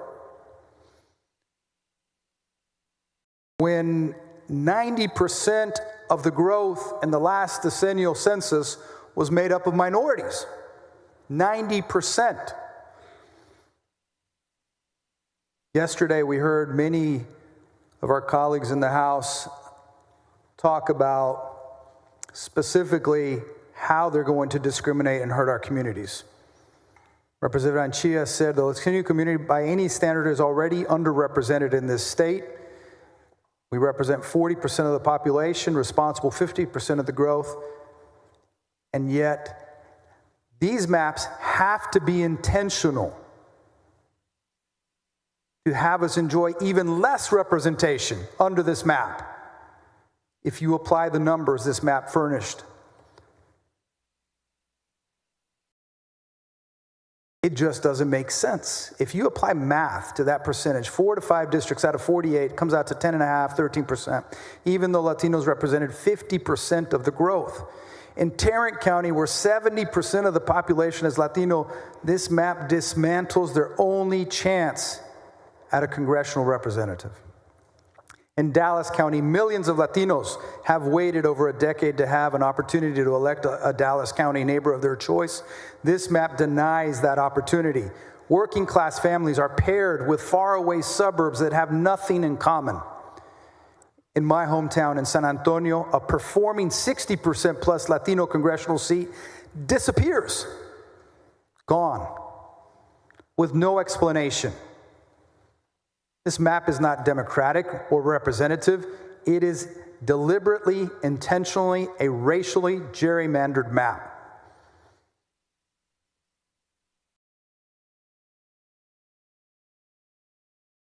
Senator Zaffirini covered a lot of the stats that were covered by the next representative, and I'm not going to be repetitive.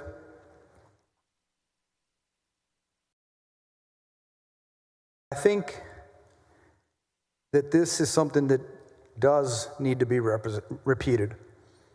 Under this map, under the map that's being proposed for us to vote on right now, white Texans will receive one member of Congress for every 445,000 residents.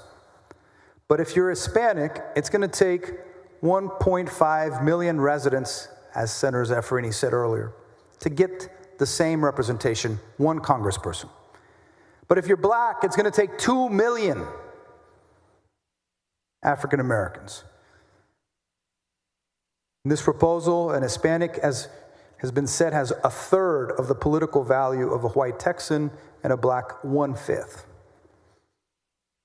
Representative Ana Hernandez said Latino communities in this map have been split apart. In Congressional District 29, which has stood as a performing Latino majority district, the map dismantles the district and Hispanic citizen voting age population is reduced by 20%. Members, this process in this map, no matter what has been said,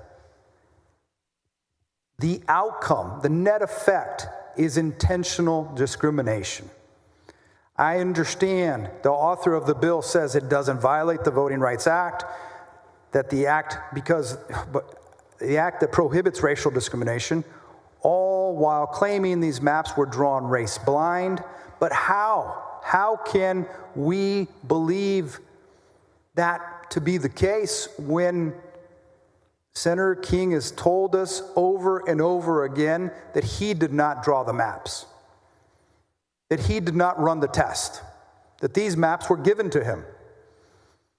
Today we heard that Senator King and Adam Kincaid, who was possibly one of the map makers, had something to do with the map making, does map making for the Republican Party, that they've spoken 3 times. But Senator King said, don't tell me anything about maps.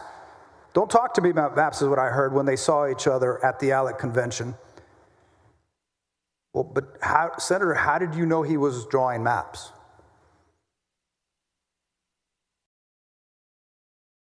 Folks, I'm going to close with this. I've told y'all, I've had great conversations with many of you offline where we've been able to talk about our background, where we come from, who makes us, what it makes us who we are.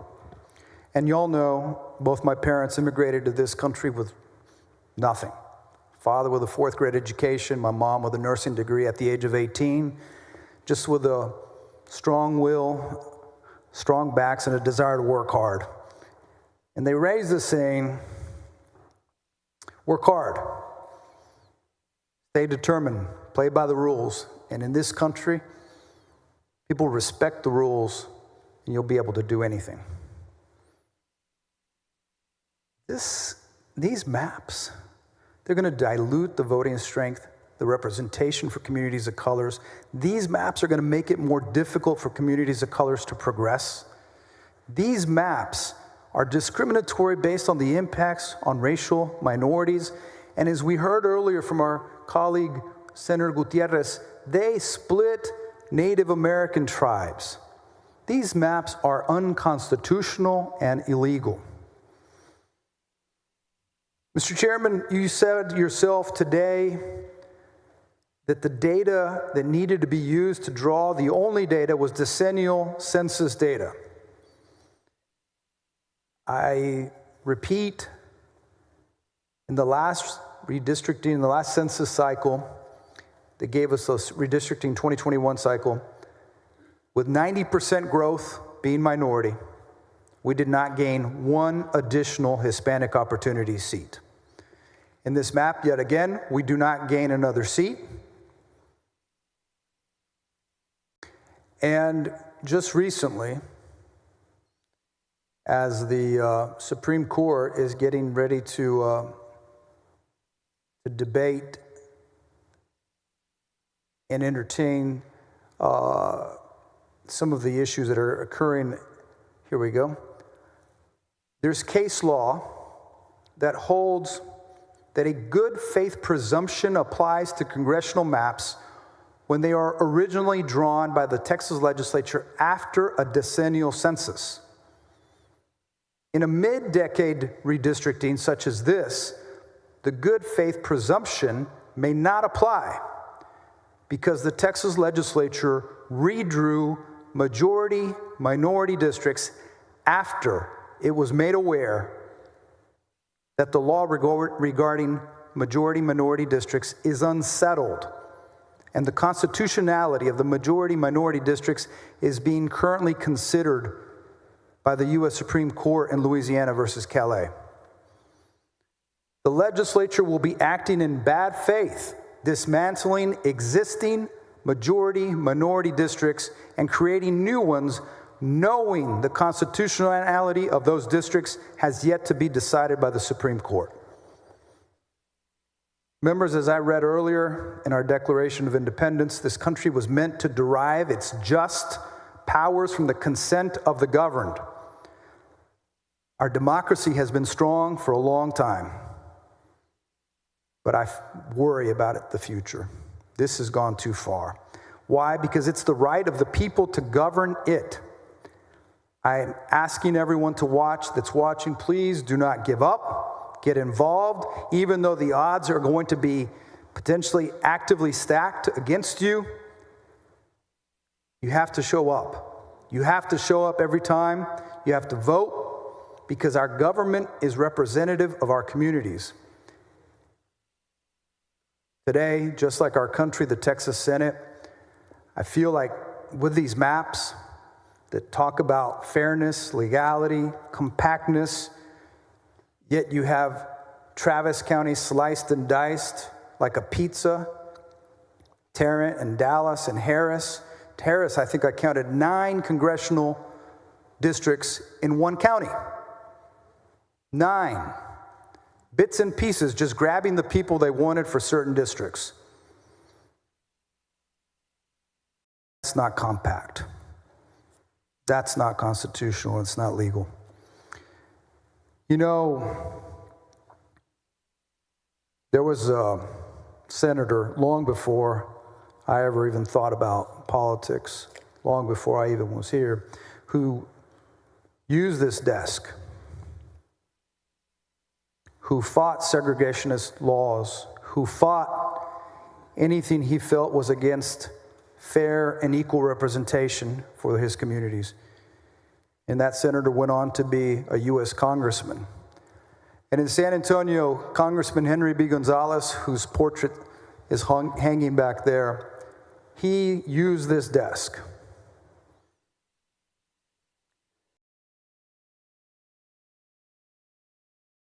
We have got to take a real accounting of ourselves.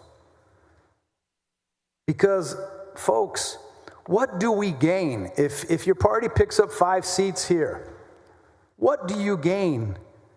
But if you make the people of Texas lose faith in their government, what do you really gain? I implore you to vote no against this flawed map. Thank you, members and Mr. President.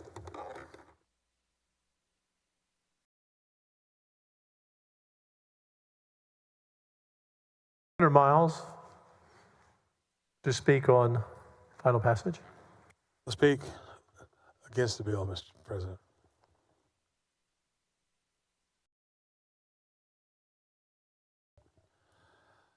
You know, by now, I would think that all of you in this chamber know that I don't say much.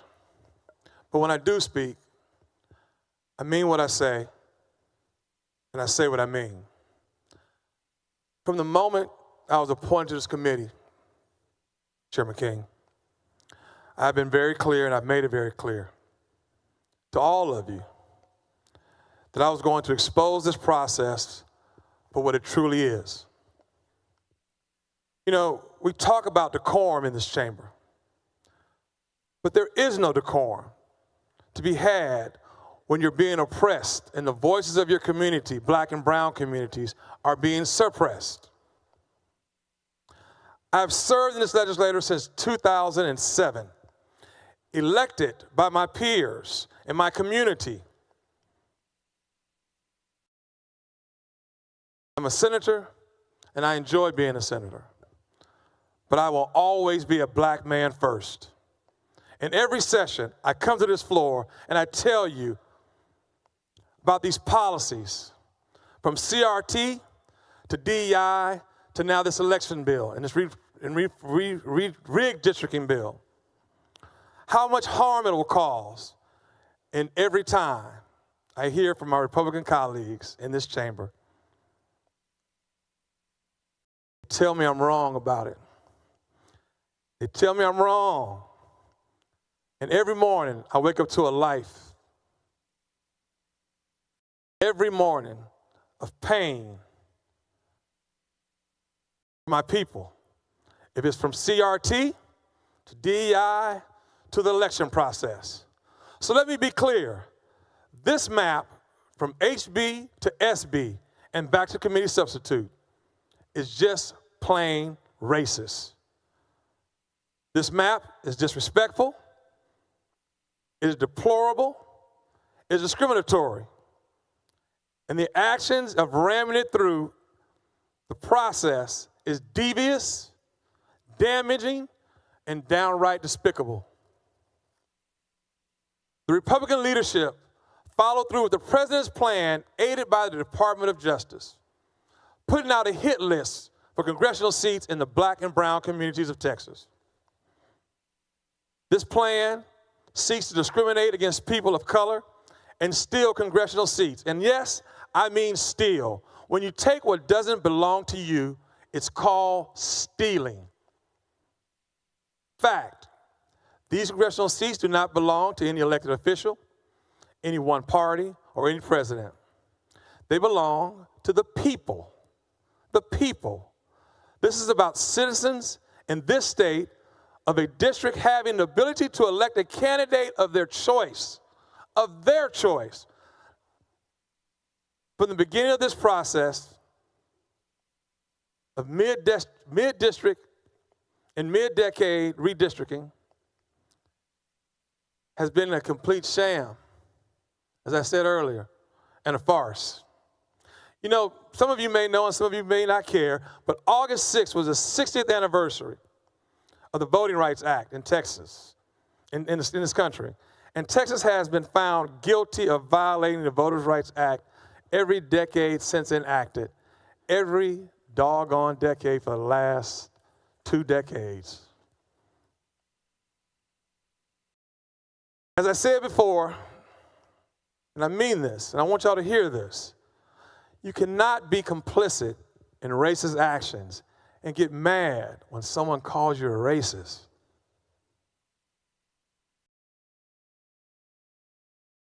You can no longer hide the racism of your party. Once more, we face a map that does not reflect the truth of Texas, but instead manipulates and whitewashes it.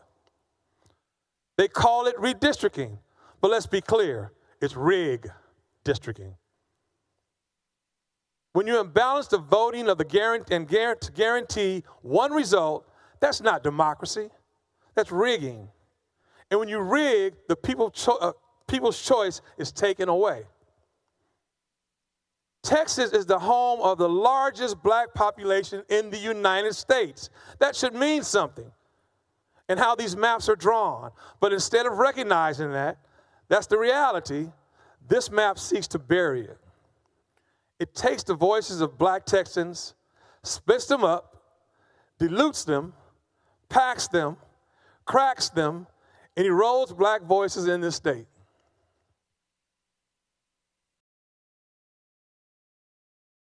Dig a little deeper and a little closer to home. Houston's black population accounts for 35% of the state's overall black population.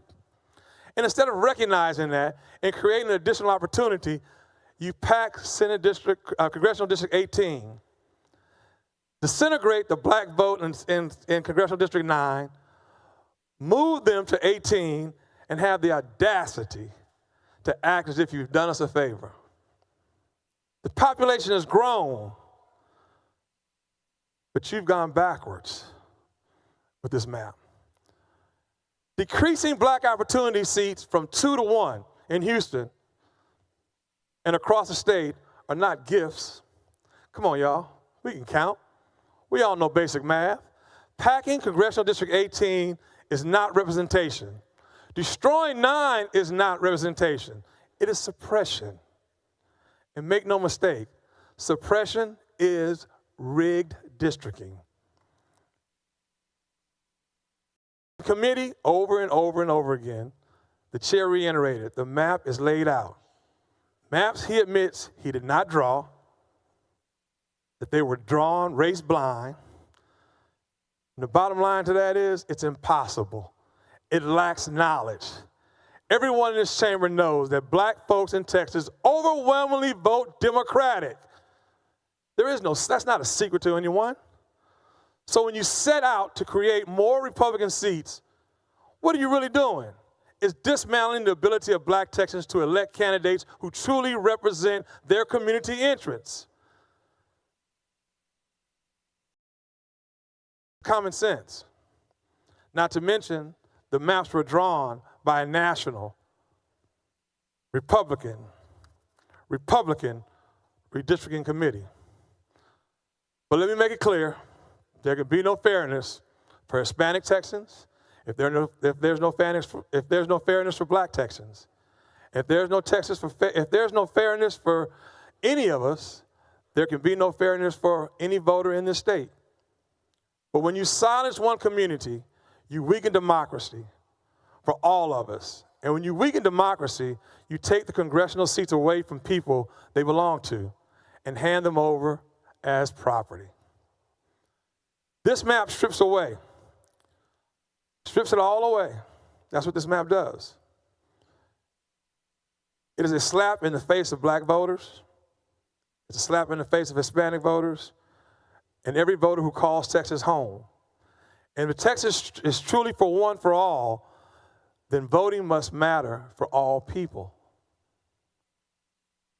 In Texas, we have witnessed to the unrelenting massive assault on Voting Rights Act, diminishing the political voices of black and browns and marginalizing people unlike anywhere else since the Jim Crow era.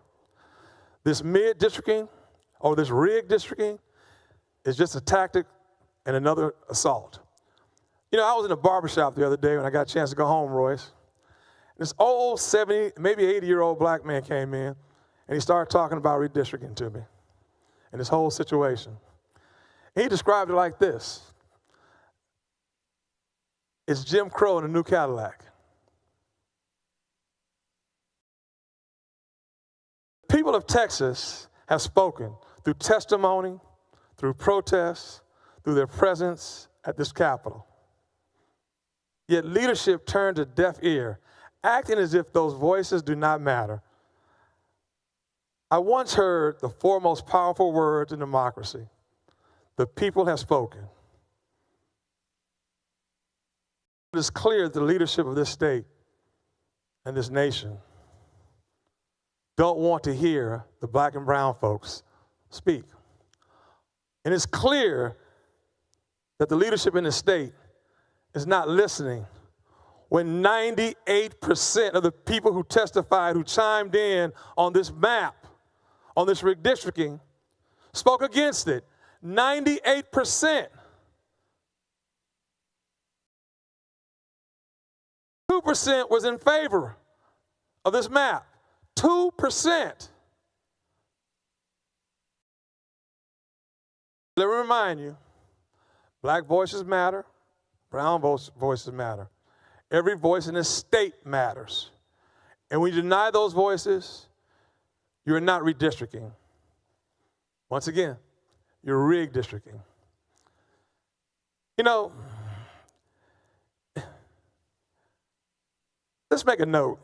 Whenever an issue of equality and rights, such as this map, comes up in Republicans, they often try to justify their action by saying, well, the Democratic Party was a party of oppression, and the Republican Party freed the slaves. Okay, thank you. But that's not an excuse. You cannot justify the unjustifiable. The Republican Party has become the party of oppression, and you are now the party of disenfranchising. Voters drawing racist maps by adopting voter suppression laws. What matters is the moment. What matters is now. What matters is what are you going to do now? Republicans in this chamber and the House have the numbers. We understand that. We as Democrats understand we're outnumbered. So you have the ability to do whatever you want. But I ask this, just because you can do something, does it mean you should do something? Lastly, if you allow me, let me speak to everyone in the sound of my voice, watching from the gallery or streaming online.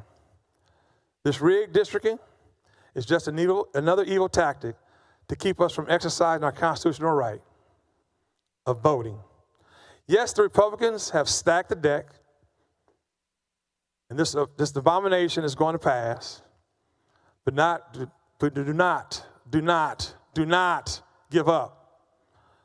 Trump and the Republicans want us to be discouraged and dismayed. They want to give you a reason to stay at home on election day, but please don't. This is my call to arms. Your vote is your weapon. So show them that we can fight and fight back. Show them that we can get down. Show them that their voices in black and brown marginalized communities cannot be silenced. Vote in spite of. Vote because of. Vote because of or in spite of this evil map. Don't give them what they want. Spread the truth. Prepare for 2026 and beyond.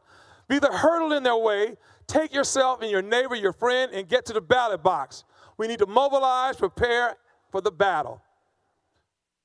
Show Trump and Republicans how here in Texas, we really get down. Show them who you are, and more importantly, show them whose you are. This is redistricting. Coined, rigged districting. We must keep our faith, keep our fight.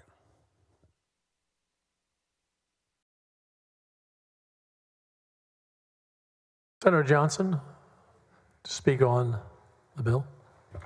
Thank you, Mr. President. Members, this is, by any measure, an extraordinary step. A mid-decennial redistricting in a special session. The redistricting process typically takes a couple of years. This one's happening in a matter of days, maybe weeks. And it happened with the speed of the yank on a dog's leash. It's not dignified, it's not just, it's not legal. We've heard the explanation that this really isn't about race. This is just about Republican political performance. And we've heard that one before. We heard that something like that back in 2003.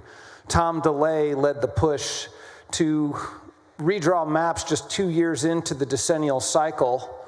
He succeeded. It was a disaster. He was also convicted in the Abramoff scandal a few months later, so I don't know if that portends well for this outcome here. But it certainly speaks to the character of such an act. I think this is a gross misstep for many reasons. It looks like you're going to get your 5 seats, but what really is the purpose underlying all this? I don't think it is just like Tom DeLay's, we want more power, we have the numbers, we can get it. That happens in Texas, in Illinois, California, New York, Oklahoma. It happens all over the country every 10 years in an orderly process that most of us don't think is a very good process. I think maybe privately we might all be relieved if the federal government and the state governments would join together and ban mid-decennial redistricting by statute or by constitution or by both and enact independent redistricting commissions. Now, I've heard valid concerns that independent redistricting commissions in the end aren't all that independent in practice. And there's probably something to that. It's pretty difficult to cleanse a human being of all partisan leanings whatsoever, particularly if you're in a state that has a bent one way or another. But here's one thing for sure that wouldn't be happening if we had independent redistricting commissions. We wouldn't be doing it. We'd be figuring out what we're going to do with THC or flooding or property tax or the other things that we probably ought to be doing during a regular session instead of during a special session, so we could use the interim for the less partisan, less flashbulby process of figuring out what kind of policy we ought to pursue when we get here for our 140-day sprints. But that's not where we are right now. And so I ask you, as you embark on this process, which my colleagues have very, very articulately condemned with objective information, you're doing this at what cost? What cost to public faith in our institutions, in our elections? What cost to faith of the public in not just our elections, but in their participation in the elections, in the outcome of the elections? I think you're undermining our faith in democracy. You're setting off a national gerrymandering. I learned how to pronounce that correctly. Is the legislator from Massachusetts who gave rise to the word gerrymandering, which is how we say it. His name was Gary. So gerrymandering, a nationwide gerrymandering war is now in effect because of us, right? Nobody else was doing this before. And in fact, I'm not going to say us. I'm going to say y'all as the majority. That's a consequence of this. But also think about the consequences to this institution. I talked about this last round. It's an act of compliance. It's passive. It waives any even pretense of that Texas independence of which we're all so proud. It was just a quick suggestion from the president that went to the governor that went to here, and serving up 5 seats in a gerrymandering war and undermining faith in democratic elections. And there's one other piece of damage to this institution and one other piece of undermining faith, and that is participation in the processes that happen in this building. And I'm talking specifically about hearings. Senator Miles brought up the hearings. 98% of people testified against it, 2% in favor. But after 6, 7, 8 hours of grueling questions and answers, Senator King demonstrated impressive stamina. What I didn't hear anywhere in there was any consideration for anything anyone said in hearing. What was the point? Are we dressing this up to try to make it look legitimate? There was no amount of hours of hearings. There were no number of hearings in any number of places geographically dispersed across the state or done virtually that could have legitimized what we're doing here. And my notes just disappeared. So I'll move on to the next part. Those are the damages. That's the cost. And the third thing I want to take up is the damage to the law, or the challenge to the law that we all now face. No one in here is a Voting Rights Act expert, but we all have artificial intelligence to consult and able staffs, and we all have a pretty good grasp that the Voting Rights Act looks not only at the intent to discriminate, which would certainly be avoided if a map is drawn without regard to racial data, but also the Voting Rights Act looks at discriminatory effect, intended or not, including historically throughout the district courts in the country, coalition districts where one or more minority groups is politically cohesive and combined in a district, whether intentionally when the district was drawn, or by happenstance. But at the moment that we're standing in, there are districts, 5 of them now targeted, where minority groups, 2 or more, combine in a politically cohesive way to be able to choose the people they wish to put in office. And if they're split up, they will no longer have that ability, the result of which is lower representation by greater proportions of people, which doesn't seem consistent with the democratic ideal. In fact, it's not. It's so flagrantly in contravention of everything the Voting Rights Act has stood for since its enactment that you'd think it was a laydown. Your maps are dead. Now, I hope that is the case.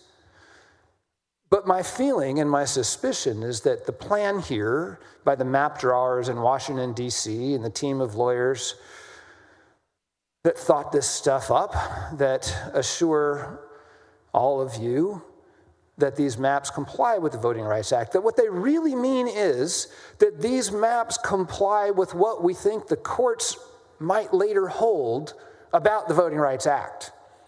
That the Fifth Circuit's aberrant view, effectively gutting the Voting Rights Act, will become the view of the United States Supreme Court. I hope not. I hope not. And it makes me sad that we would even attempt to avail of that in the middle of a decade. But here we are.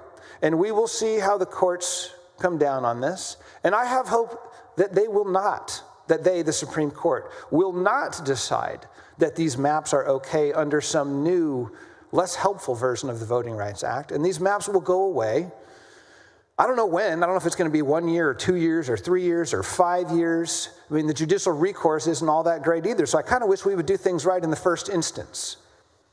But we're going to see this play out in the courts. And maybe in response to all of this, in response to the gerrymandering war we've set off around the nation, we will see some federal action banning mid-decennial redistricting. We will see state action and federal action requiring independent redistricting commissions. And maybe that comes as a result of the 26th election wave, when the electorate rises up and says, this is too much. Thank you.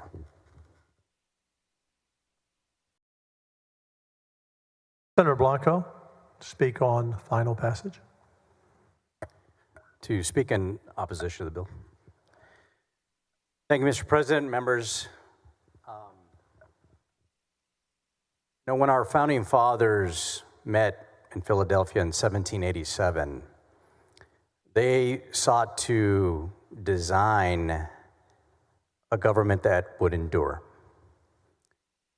And it has done just that. It has endured. Our government, our country, our form of government, it's that shining light, that shining city on a hill. It's a testament to the rest of the world that America is a beacon of freedom, that it represents prosperity, but importantly, democratic ideals. And our founders understood that those constitutional principles and the very legitimacy of our government depended on fair representation of the people. James Madison wrote in Federalist number 52 that the definition of the right of suffrage is very justly regarded as a fundamental article of Republican government. Meaning representation was not a detail, but rather it was a cornerstone. And to preserve that cornerstone, the framers created a system grounded in regularity and in fairness, in regularity and in fairness. They required a census every 10 years so that districts would be adjusted to reflect actual population growth and population shifts. And as Madison further explained in Federalist 54, apportionment must be based on the aggregate number of inhabitants, so that representation remained faithful to the people themselves. And that's why our founders enshrined this idea of tying redistricting to the decennial census. Article 1, Section 2 of the United States Constitution mandates that an apportionment of representatives among the states must be carried out every 10 years. Members, apportionment is the original legal purpose of the decennial census, as intended by our nation's founders. It ensures that the process is not arbitrary, not political, but anchored in objective data, measured at regular intervals. It reflects growth, not advantage. It reflects representation, not power. And that is why this map and this redistricting bill gives me such concern. Decade redistricting, absent a court order, departs from that constitutional design. It untethers the process from population, and instead, it ties it to political expedience. Risks turning a solemn duty into an instrument of political advantage. And some may argue that, there's no law prohibiting mid-decade redistricting. But members, just because there's no law that doesn't prohibit it, it just doesn't make it right to do it. And while the framers of our Constitution, they did not envision maps being drawn whenever it suited those in power.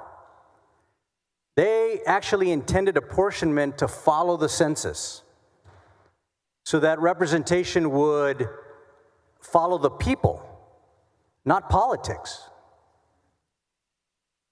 That was a directive that they enshrined in our Constitution. So why are we ignoring that? Why is this legislature not heeding the warning of our founding fathers? Why is Texas bending the knee?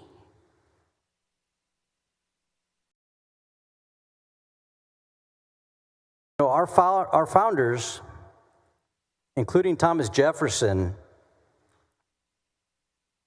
understood the dangers of unchecked power. Jefferson reminded us that an elective despotism was not the government that we fought for. He distrusted any concentration of authority that ignored the voice of the people. And if redistricting can be rewritten at will, well, then we invite the possibility of maps being drawn every election cycle.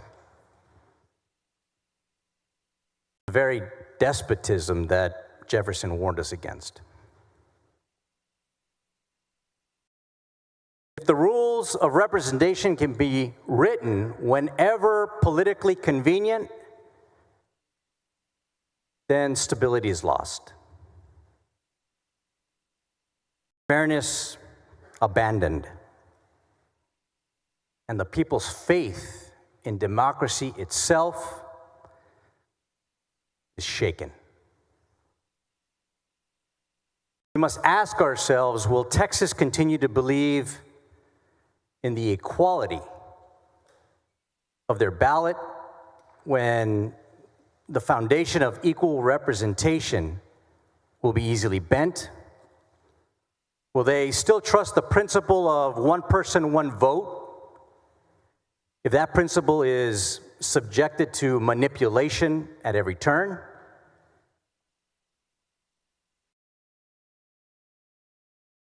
As a veteran, I swore an oath in uniform to defend the Constitution. Many of us in this body wore that uniform.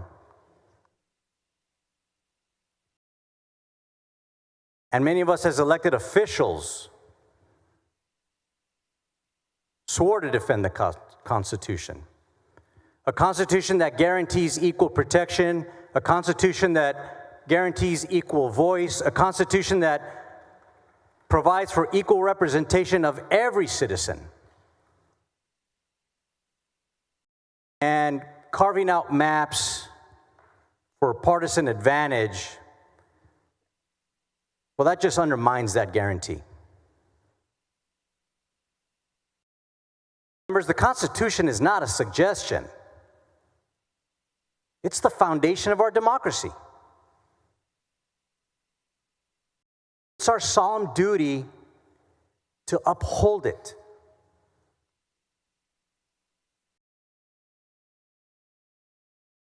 History is not only going to record the votes that we take today, it's also going to record whether we honored the vision of those who entrusted us with this responsibility more than 2 centuries ago. These reasons, and to honor our Constitution, to honor our democracy, and to honor our founding fathers, I'll be voting no on House Bill 4. Thank you, Mr. President.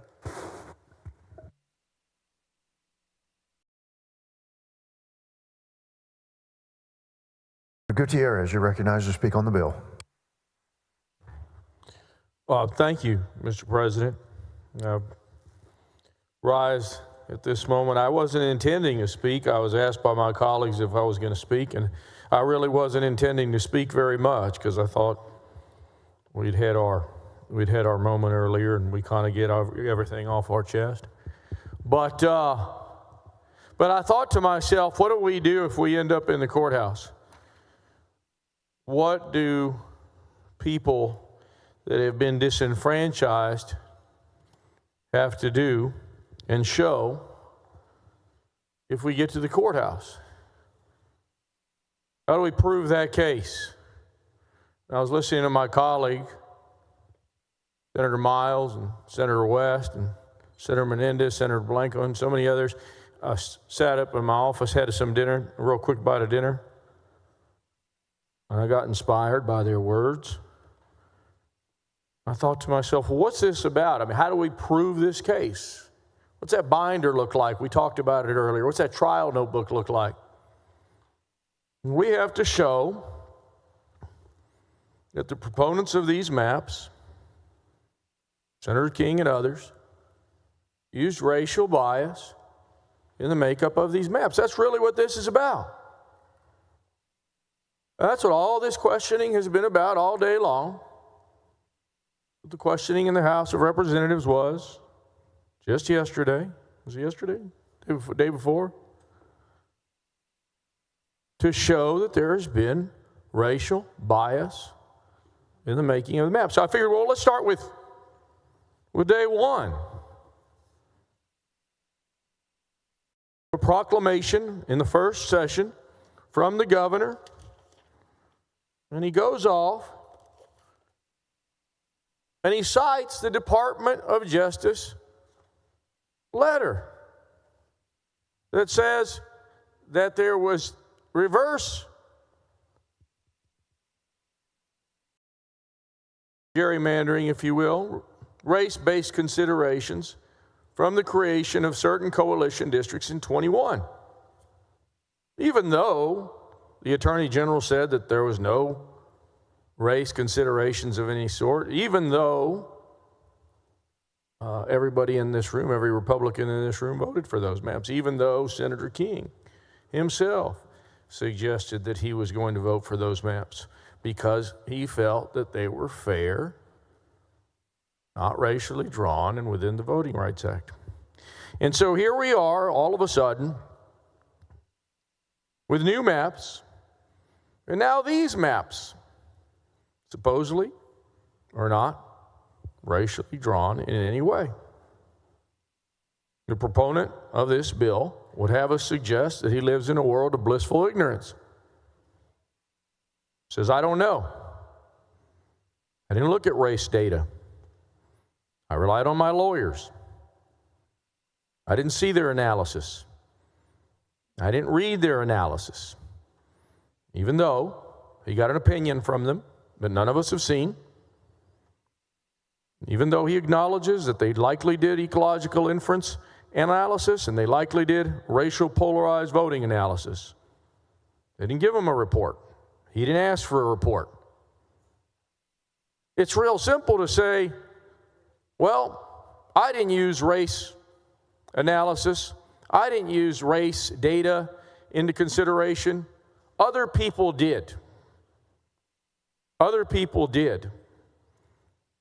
He said, I didn't, over and over again, we've heard for weeks, I don't know who the map makers are. Never met the map makers. We have that on audio tape over and over. Never met the map makers. Don't know who they are. Don't know who the map drawers are. And this might seem like an attack on Senator King, and I don't mean it to be. But the fact is, we've got to find out who the racists are. Now, it's not Senator King. It's the map makers, the people he's never met. Those are the ones that use the race data to pack and crack these districts. I'd love to know who they are. But we find out today that in actuality, he had met one of them. Even though he said over and over again he didn't know, he had not met with him. We find out today that Adam Kincaid was his friend for many years. Talked to him 2 months ago over the phone. Met him at the ALEC Republican Conference. Last call was this Monday. He called him to tell him, hey, we're making changes to the map. Senator King would have us believe that, okay, I got to go. That was the end of that call. Then he says that, ask for someone's number. How long was that call? I imagine we'll find out. Imagine that lawsuit. We'll uncover phone records and data. They'll show us how long that call was. We'll see if there's any text there. Somehow, miraculously, districts, almost 7 of them, end up cracked back down to the margins, where minorities are just over a 50% threshold.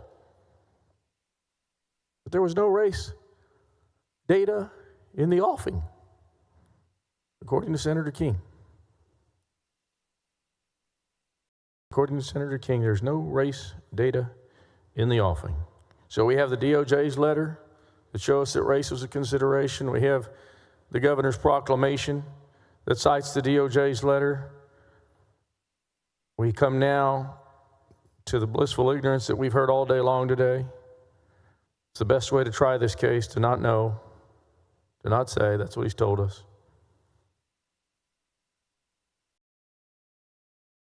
It would appear to me our friend is a great lawyer, a great witness. But it is clear to me also 444 precincts were broken down to the block level. 444 precincts were divided down to the block level. And the only way, and when you do that, the only data that you have that gives you the race data that you're looking for is census data. Someone looked at the census data to break down 444 precincts. And we look at some of the principles of the Voting Rights Act as we try to keep precincts whole. And we've all known that. We've been over this, some of us for 2 and 3 times over the last 10, 15 years. We've dealt with this. But in this map, 444 precincts were broken down at the block level. And so I know many of you would like to remain in blissful ignorance. I think that the people of the state of Texas deserve a little bit more transparency than blissful ignorance. I think that the people of the state of Texas deserve real honesty and real answers. And as I said at the very beginning of this thing, they deserve that our time not be wasted on this crap. That they deserve that the real issues of the state of Texas be addressed, rather than some political witch hunt for Donald Trump and his cronies. Thank you, Mr. President.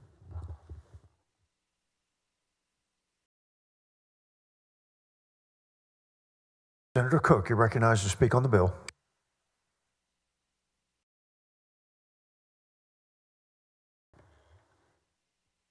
Thank you, Mr. President and colleagues. I rise tonight to speak in opposition of this bill and of the entire process. Earlier today, we heard what sounded like just a joke or a quip about adding the word expeditious to the fruits of the Spirit. And I just want to say how disrespectful it is to my constituents, to all of our constituents, when we joke around about how we need to be more expeditious about redrawing all of the congressional lines in the middle of a decade with obvious, serious consequences for Black and brown voters. This process should not be done quickly. It should not be done behind closed doors. It should be done very publicly and with as much warning as a decennial census gives us. There were also comments about when one is sponsoring a House bill, that one does not do one's research or homework or carry that bill as though it's somebody else's baby, which we all know that it is. And so I just want my constituents and the people in this chamber to know that when I pick up a House bill, I do my homework. And I do learn everything that I possibly can about it. And I assure the person for whom I'm carrying it that I am going to care for it the way that I think that they would. I think that's how you get good policy. The concept of one person and one vote is a deeply empathetic concept that centers on human dignity. I truly believe that each one of us is actually a child of God, and that how people feel matters to me. Every single person in this state is just as much a human being as I am, and that's why they deserve to be a part of the processes that shape the change around them. To disrespect that is to disrespect the concept of humanity entirely. And I just want to say how painful it is to watch many of the members in this chamber be completely silent throughout this entire process. But sometimes when there's moments off the mic, there's a little bit of honesty about how broken this is, how unnecessary it is, how really no Texans are asking for this. Maybe even a joke about how the map in Houston now looks like a hurricane because that's the only way to squeeze out more Republicans. That is a hurtful statement to me and to so many people in my district, especially the Black and brown voters. Throughout the process of SB 4 and HB 4 moving through this legislature, the people's voices have been ignored. There were no Senate statewide regional hearings, unlike those held for every redistricting process in all of Texas history. Texas House was no better, with a meager 3 field hearings, and at the Houston one, almost 1,000 people showed up. But thanks to confusion and disorganization, my opinion, disrespect, and a lack of access for folks who use sign language. Hundreds never got the chance to speak. Afterward, I joined my House colleagues to hear the people's testimony for 2 hours at Wheeler Avenue Baptist Church. Since their voices were not a part of the official record, I would like to take this moment to enter some of their words into the record tonight. Savant Moore, a proud CD18 voter, said, "This district isn't just lines on a map, it's a legacy. Where Barbara Jordan made history, where Mickey Leland marched for the poor, and where Sheila Jackson Lee defended those that no one else would. So when you propose a redraw of CD18, you're not just moving boundaries, you're moving the soul of our community. We didn't come here asking for change, we asked to protect what generations of people built."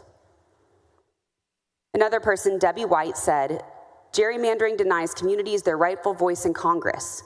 It fractures neighborhoods like the 3rd Ward, Acres Homes, and 5th Ward, communities that deserve fair representation. Redistricting should reflect population growth and the diversity of our state, not suppress them." Coretta Brown said, "Will you allow yourself to become a cheater of democracy?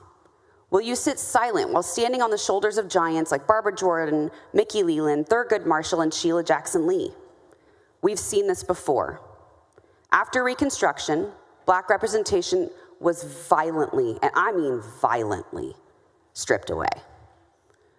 Communities lost rights and progress for nearly a century until the Civil Rights Movement reclaimed them through the struggle and sacrifice.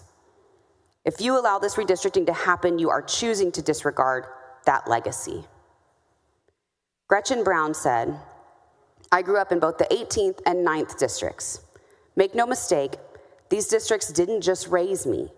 They grounded my values, my vision, and most of all, my ability to fight." 77021, 77033, 77048. If you're familiar, that's up and down MLK Boulevard, but also most of Houston's South Side and also Missouri City. Representation matters. It really does, which is why I called out those zip codes and parts of town. These parts of town are often overlooked.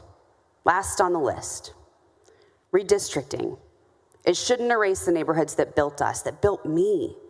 It should reflect our voices, protect our legacy, and ensure the next generation sees leadership that feels local, lived, and truly theirs. And yet, today, this body passed a map that tells my constituents their voices are expendable. The changes we're witnessing are fundamentally altering the makeup of congressional districts that have historically provided representation for communities of color in Houston.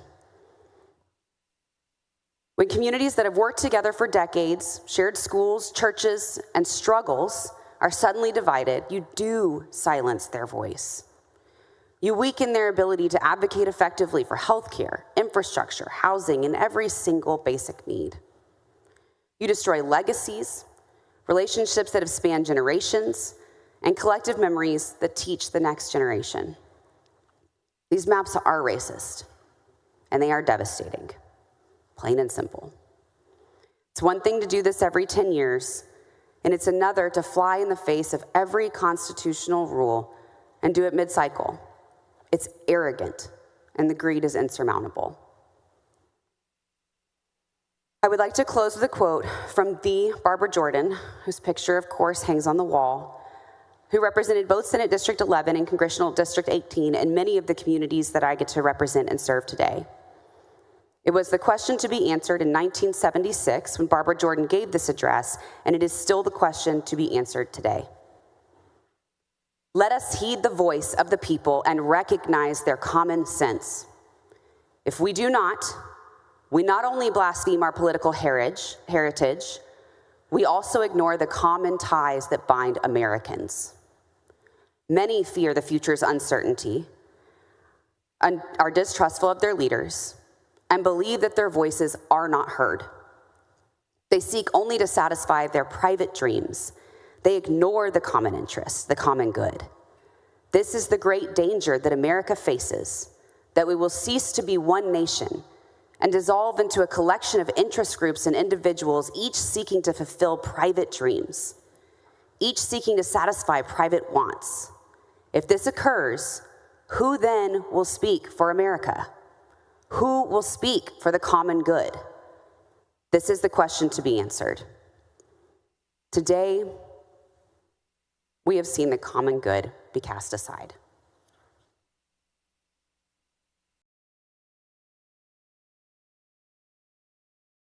Senator Eckhart, you're recognized to speak on the bill. Thanks so much. We've talked a lot about Barbara Jordan in this chamber. And what a wonderful thing that we've talked a lot about Barbara Jordan. I choose to sit right next to her portrait because on days where I feel like there's just no chance of the minority getting heard in this chamber, no chance of having a chairmanship, no chance of being placed on a committee where we have actual expertise, no chance of actually participating in the formation of policy in this chamber, I look over at her and go, geez Louise, put on your big girl panties. Barbara had it way worse. Keep going. Right? It's so awesome to be able to glance to the right and know that we can keep going. That we can become a more perfect union. So I want to take you back in time to when Barbara was in this chamber and when redistricting was happening in the early 70s. And I'm going to take you straight to a book that talks about it. It actually has my father's name on it. In 1970 reapportionment, Texas had gained 1 congressional seat. And much as Eckhart worked to draw a seat for himself in 1965, now his state Senate allies, Charlie Wilson, Don Kennard, Oscar Mauzey, Babe Schwartz, and Barbara Jordan wanted that 1 new seat. Jordan was close to Lieutenant Governor Ben Barnes, and he supported her effort to get that new seat. White guy supporting a black woman to get that new seat. Eckhart went to Barnes's office to discuss the redistricting dynamics, and Barnes made sure that all the incumbents, including Eckhart, had districts they could continue to win. It was the incumbent protection era of gerrymandering. Yet he had to be careful. Eckhart had supported Jordan and loved the idea of her coming to Congress. But he had to give up black precincts in his district to a new district for her to win. Both he and Jordan were able to get what they needed. He kept his workshop district, and she got many, though not all, of the minority communities in her district. At the same time he got caught up in a rift among black allies, Barnes and most of the senators had come to like and trust Jordan. She worked well with them and they considered her an insider. But Curtis Graves, who was definitely not an insider, wanted Jordan's state Senate seat. Barnes and senators were alarmed at the possibility and decided to block him. Jordan went to Lauro Cruz, who was on the redistricting conference committee, and asked where Graves's house was on the map. Jordan took out a magic marker and drew a line around his house into the district that extended into River Oaks, the wealthy white area of town, and the map was passed. Graves was furious. Knowing that he could not win, indeed the seat did go to a white person, he instead filed to run for Congress, and Jordan and Graves battled each other in the primary, with Jordan winning the nomination. Eckhart had to stay neutral.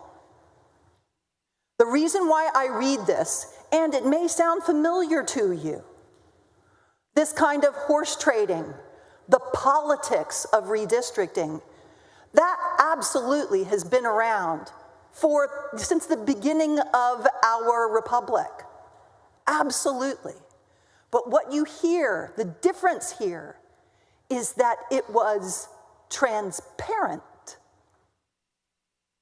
Graves knew that Barbara Jordan had drawn a circle around his house. Ben Barnes knew who all was vying for those seats, and all the people who were vying for those seats knew each other were vying for those seats. There was no law firm that drew the districts behind closed doors and didn't share any of the actual analysis. There was no attorney-client privilege that kept them from knowing what was going on. That didn't happen, members. That didn't happen until the later 1970s and into the 1980s. And it didn't go on steroids until recently. This kind of cloak and dagger secrecy, this pretending that we don't know, is new. And it's dangerous. We must show integrity and leadership. We must be honest with each other and with our constituencies about how, when, and why we are reapportioning. When we do it every 10 years, but most especially when we do it in an unusual mid-decade redistricting effort. This idea of doing redistricting behind closed doors with lawyers under attorney-client privilege in the middle of the decade is very new. So if somebody tells you everybody does it, this is how it's always been done, look at history. We've heard a lot about one person, one vote. And a lot of people, I think, assume that that goes all the way back to the beginning of the Republic. It doesn't.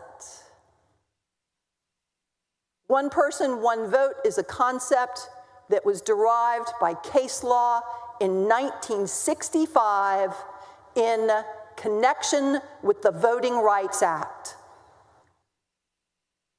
Before that, politicians were almost entirely white and almost entirely male. And while the Congress was apportioned by population, state legislatures could draw congressional districts of any population to satisfy their political benefit. And that's how the U.S. House of Representatives remained almost entirely white and almost entirely male. The one person, one vote concept and the Voting Rights Act changed that and ushered in an era where we started to become a more perfect union, reflective, having representatives that were reflective of the actual population of the United States. So, in closing, by bringing redistricting into mid-decade, just in time for a midterm, and doing it with a law firm under attorney-client privilege and pretending that you don't have access to the information that they used, is going to take us backward. He will ignite a redistricting civil war across the United States, where the minority in each state will be disenfranchised by a hyper-politicized and secret process. So for those who are listening who think that this is just Democrats bellyaching, in another state, it will be the Republicans bellyaching. Look at what the Republican Party chair in California is saying about the threatened redistricting there. It sounds really similar to what we're saying here. So please think about what we're doing here. We are going backward.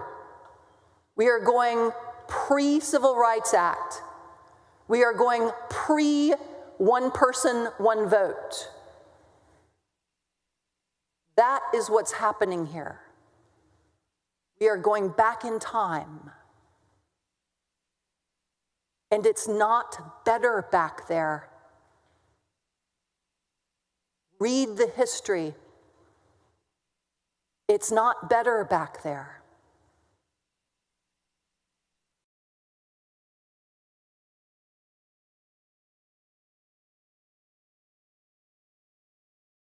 Senator Hinojosa from Nueces.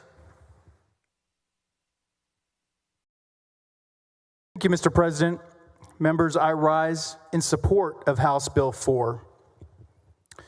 Members, these maps, which actually increase the number of majority-minority voting districts, have one goal: to make sure the people of Texas have their values represented in Washington. Yet every time minorities shift politically, we hear the same tired excuse: racist this, racist that.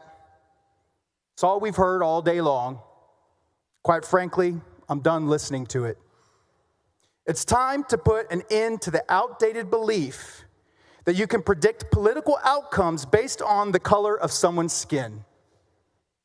That idea is wrong morally and factually, and I stand here as living proof. You see, in 2022, my district, Senate District 27, seated in the Rio Grande Valley, was drawn to favor the other party by at least 4 percentage points. But I didn't lose by 4 percentage points. I lost by less than 1/3 of 1%. But where was the wailing and gnashing of the teeth like we hear today that an Anglo woman won this majority-minority district? No, it was quiet. Where was the outrage and the cries of racism? Or am I not minority enough simply because I'm a Republican? No, there was never any outrage after the results of my first campaign. And guess what? There shouldn't have been. My majority-minority district decided to elect an Anglo for the first time in over 60 years based off the promises she made in her campaign. She won fair and square. But then she came here to Austin and voted her own values that did not match our South Texas values. And I had the opportunity to expose that during our rematch. Only in 2024, during that presidential cycle, I was up against even greater odds. The data indicated that I should have lost by at least 6 percentage points against an incumbent with unlimited resources. But yet, instead, I won and became the first Republican to hold Senate District 27 since Reconstruction. I didn't win by ignoring voters. I won by listening to them, by asking them what they believe, what they value, and what kind of Texas they want for their families. And the response was absolutely clear. You see, people in South Texas and across the state want strong families, safe communities, low taxes, secure borders, and the right to live their lives without government overreach. We do not support men and women's sports. We do not support abortion on demand. We do not support tax hikes. We do not support open borders. These are not just talking points. These are the words and values of the people that I represent in South Texas. And therein lies the truth, members. The other party lost us Hispanic voters. They lost us when they shut down our churches during COVID. They lost us when they dismissed faith, family, and the sanctity of life. They lost us when they stopped listening to the very people that they claim to represent. And they keep losing us more and more and more, especially in South Texas. This is not a racial shift. This is a values shift. And no amount of shouting racism is going to change that. The people of South Texas have spoken, and Washington, D.C. now needs to start listening. We have all seen the political shift in South Texas over the past several years. It came to a head this last election. I won my seat. President Trump won counties all along the southern border that had not voted Republican in generations, if ever. President Trump won with 55% of the Latino vote and doubled his support among black voters from where it was in 2020. So let's stop pretending that this is all about race. It is about values. It is about representation, real representation. The fact that we're redrawing the maps is to ensure that as these shifts have happened and continue to happen, that the people are able to have representation that reflects their values, not their last name, not their skin color. These maps give Texans a voice that reflects their values, not outdated assumptions about race or party. That is why I support them. Because our job is to ensure that the people of Texas, their voices, their families, and their priorities are represented at our nation's capital. If you're worried about losing minority votes in this next election, stop blaming maps and start looking in the mirror. Stop judging people by the color of their skin and start focusing on the content of their character. And with that, members, I proudly stand and look forward to casting my vote in favor of House Bill 4. Thank you, Mr. President, and thank you, members.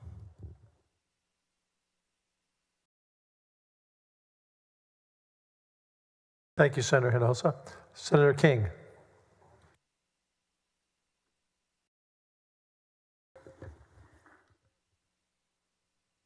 Thank you, Mr. President. Members, I wasn't actually going to give any closing remarks, but there's been so many things expressed alleging or suggesting why I'm carrying this bill. And so I wanted to make it very clear why I support this map. The Biden years were devastating to the United States.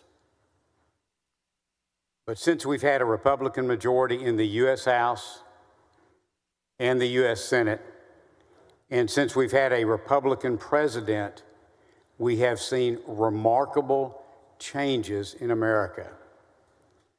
We now have a secure border. We're seeing an incredible slowdown in the flow of deadly fentanyl. We've seen a continuation of historic tax cuts that were about to expire. We're seeing an incredible reset of world trade policy, all in favor of America.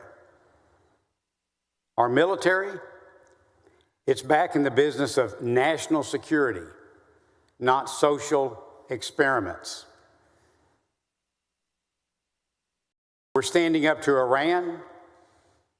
We're standing up to China. We're standing up to Russia.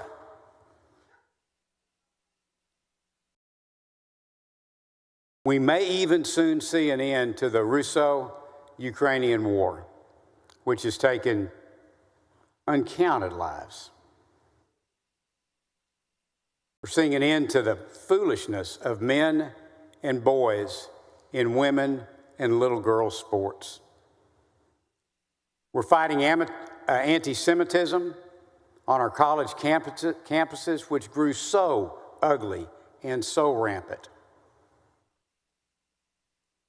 We're seeing the deportation of Venezuelan gangs and dangerous cartel members, which had come in. I will tell you, I was a cop in 1980 during the Cuban boat lift, and Castro opened the prison doors to what we estimated was about 10,000 hardcore criminals. They were murderers, they were rapists, they were drug dealers. They spread out across the United States. I dealt with some of them in Fort Worth. It took the law enforcement community across this country years to work through those people and get them in jail and away from the citizens. During the Biden years, there were hundreds of thousands of hardcore criminal gang members, criminal gang members, hardcore criminals that came into the United States. I'm telling you, our grandchildren will still be seeing the effects of those hundreds of thousands that came into America.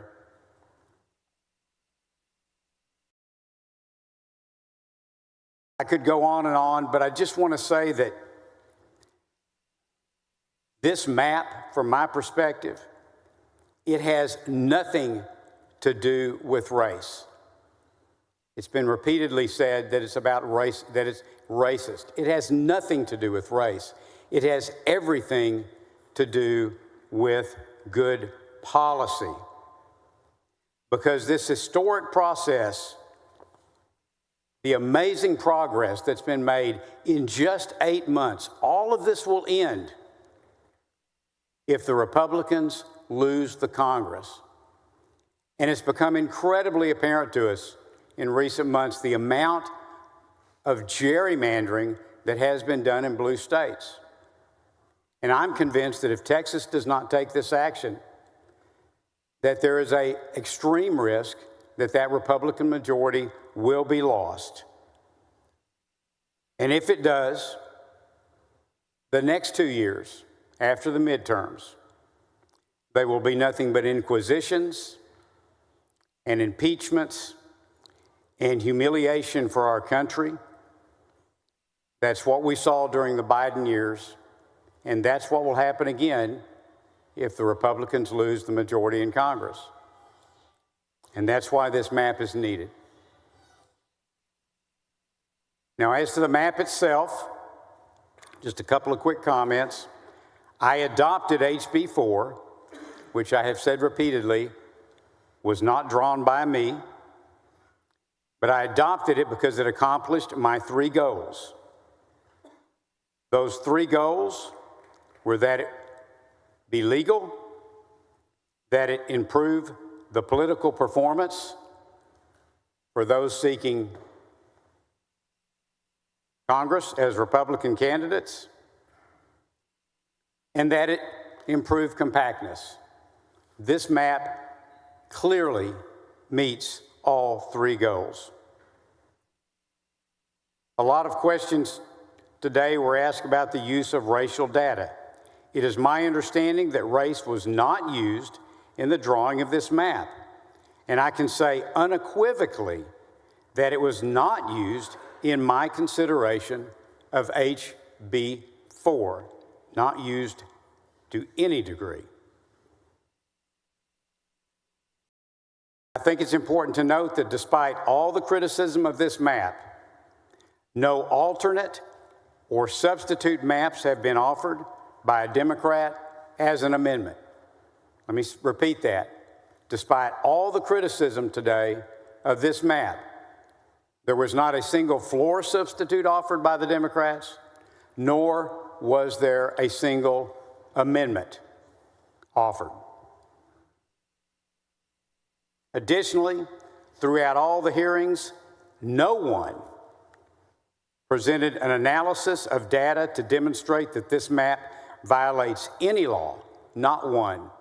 Throughout all the hearings, House and Senate for that matter, no one presented an analysis of data to demonstrate that this map violates any law.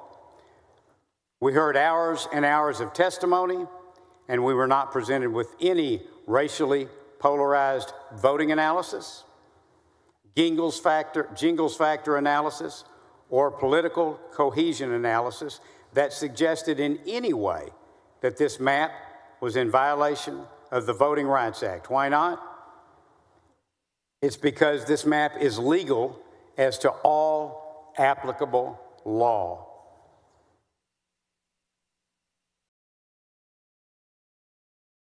This map is about policy. It's about continuing good policy. It's about overcoming gerrymandering in other states. And I think it is self-evident that because no analysis has been presented through any hearing or on this floor today, no data has been presented to show that it is not legal.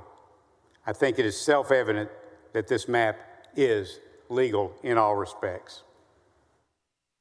Now, with that said, just on a personal note, I do truly want to thank all the members that have served on the redistricting committee.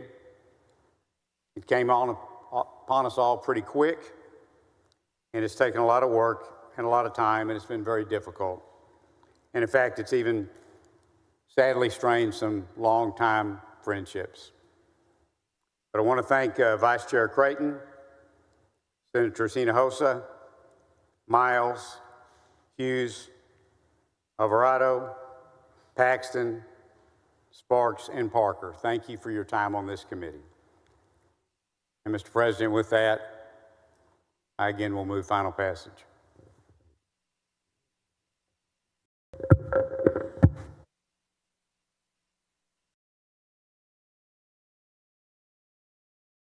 Members, we're going to take a break, a dinner break. Our staff has been up here since 10 o'clock this morning.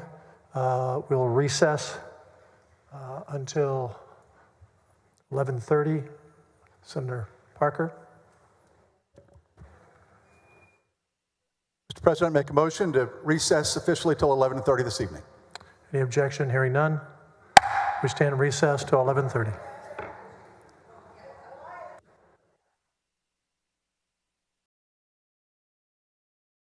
If you want to vote on the motion, the secretary can call the roll. The ladies have been here for almost 11 hours. They're going to get a break. When we come back, I understand there is a plan for a filibuster. And if that's the case, the senator will be recognized for breaking for a dinner break that they deserve, period. Senator, you have not been recognized. Sorry. If you want to object, we'll call the roll. Secretary will call the roll.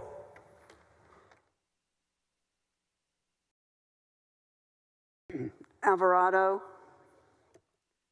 Betancourt, Birdwell, Blanco, Campbell, Cook, Creighton, Eckhart, Flores, Gutierrez,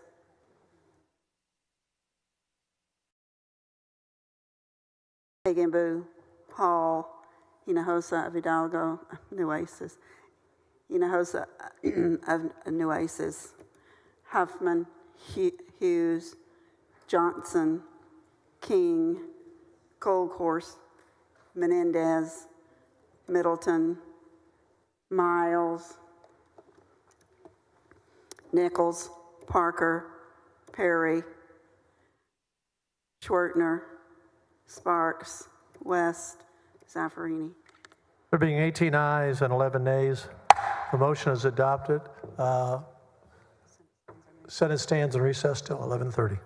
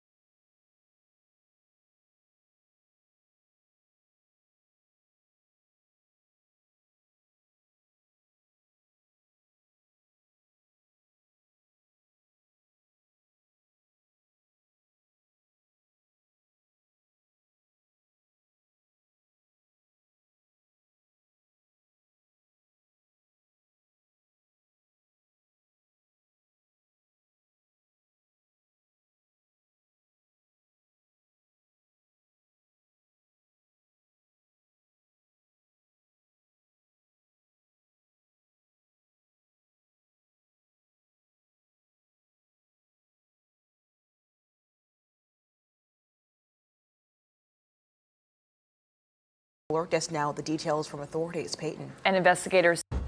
Really disturbing here. This breaking news alert. 6 people found dead at a Colorado dairy farm. Yeah, Peyton Kennedy at the WKRN.com Alert Desk now, the details from authorities. Peyton. And investigators say they do believe this to be an accident involving exposure to some sort of gas. It happened at Prospect Valley Dairy. It's about 35 miles northeast of Denver.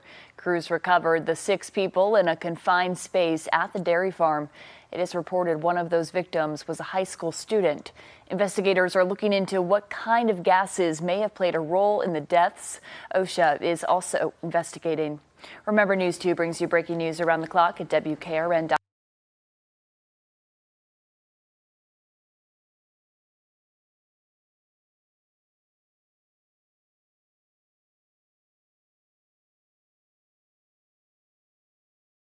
A role in the deaths.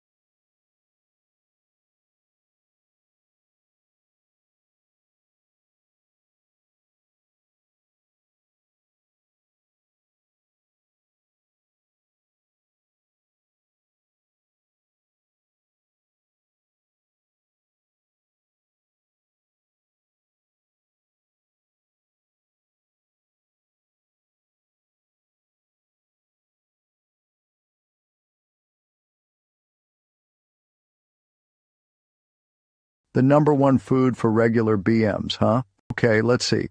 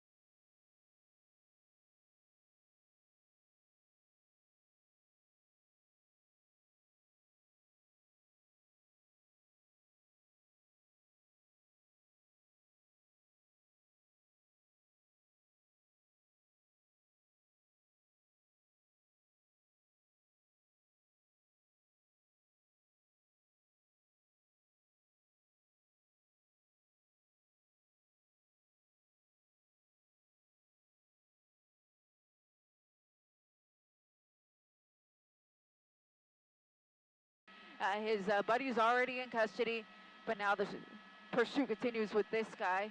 About 80 miles an hour or so now here westbound on the 10 freeway approaching Garfield. The CHP in pursuit, but just with the airship, no ground units behind this guy.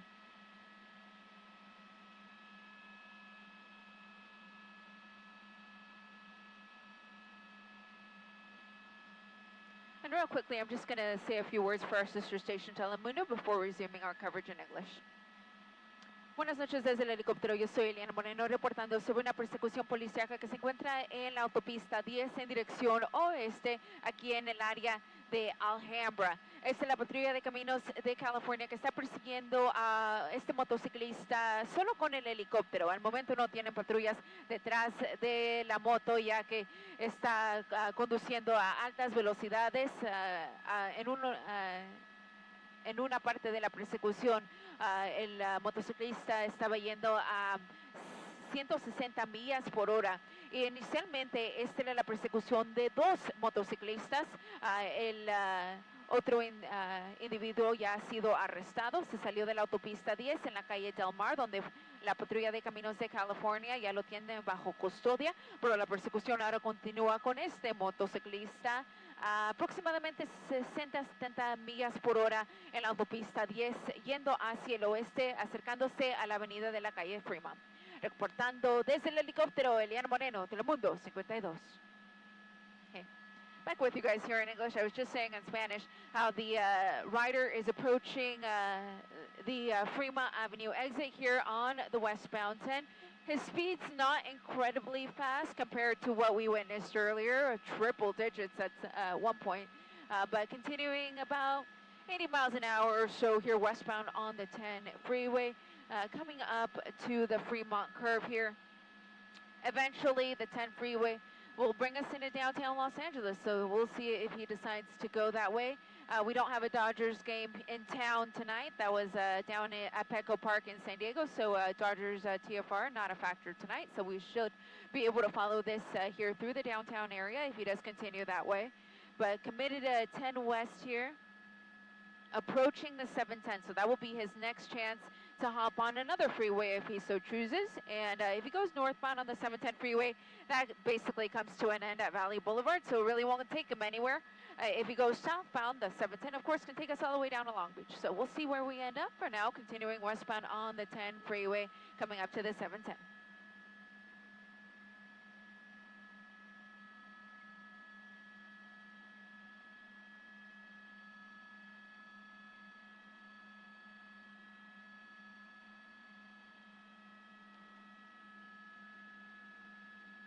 So they are in surveillance mode. So we're not going to see any ground units behind him. It's just the helicopter overhead. And the reason they do that is so that this guy thinks that he's no longer being pursued.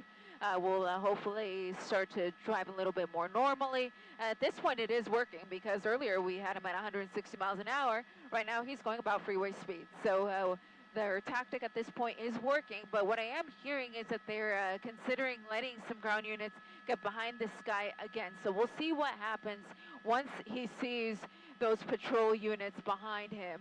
Let's see if he picks up the speed yet again. But for now, freeway speeds, all things considered, here westbound on the 10 freeway, past the 710, heading toward Boyle Heights here.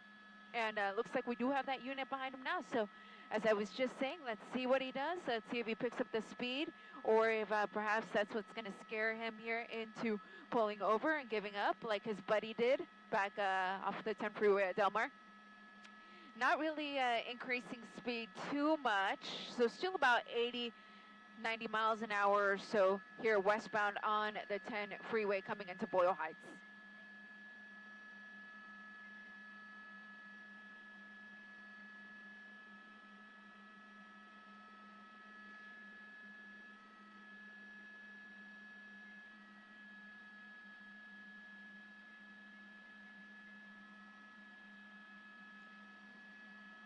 So Arrow is still overhead. That's the air unit, of course. We also have that ground unit directly behind him.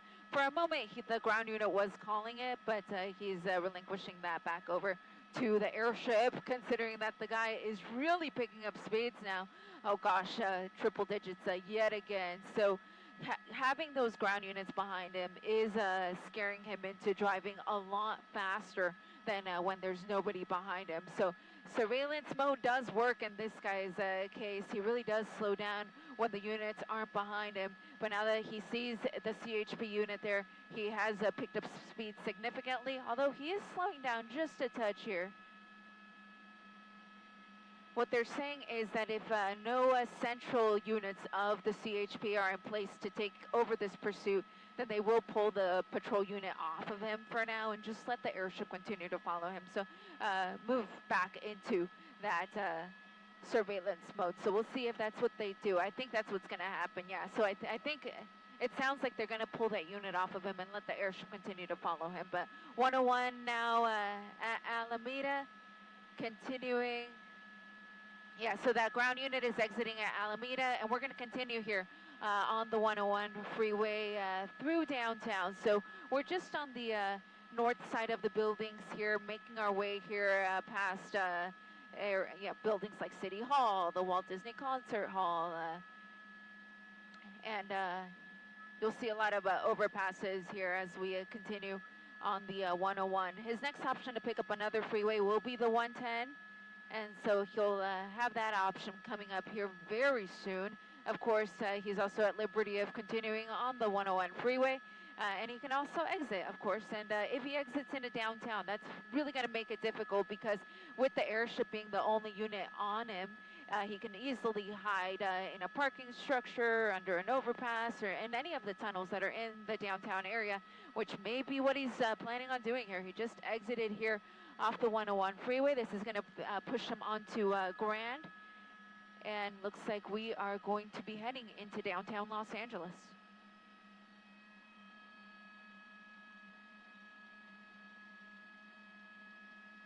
Okay, so continuing here, Surface Street.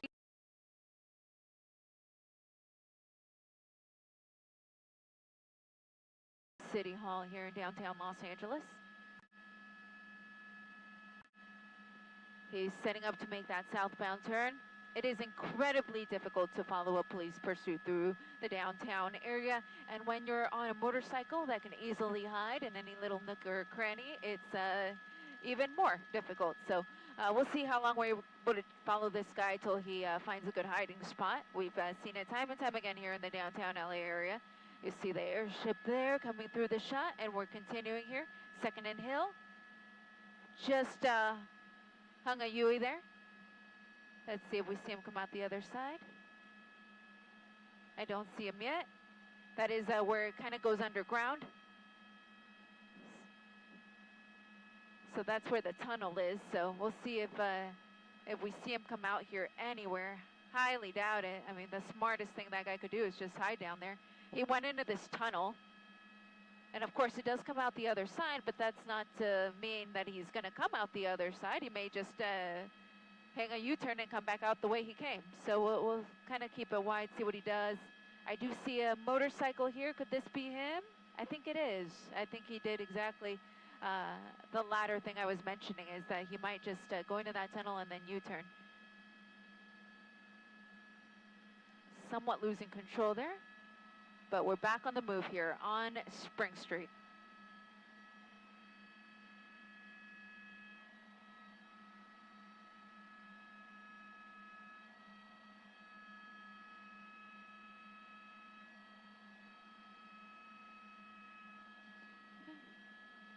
So he's at the light here at Broadway. I'm surprised you stopped.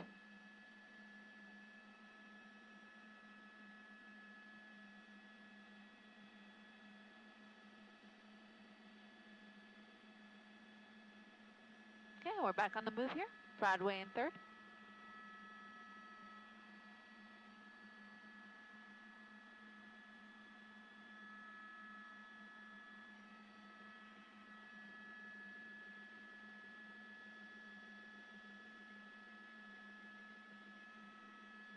Third Street Tunnel. So you found another tunnel to go into.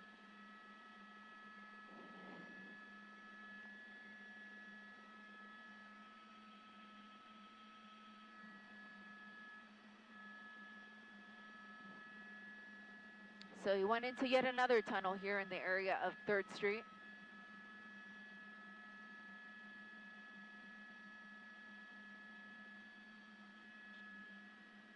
Just came out the tunnel toward the 110. We'll find him here in just a sec. There he is.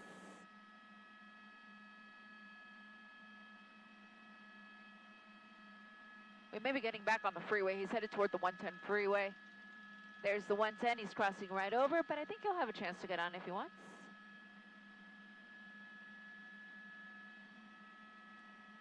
Just made that turn onto Beaudry.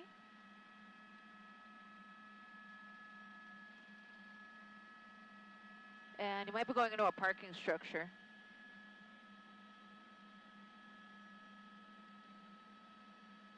Yeah, so I last saw him make that turn into that structure there.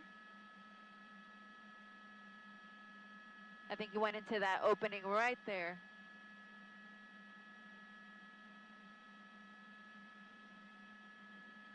So this is at the corner of Beaudry and 2nd.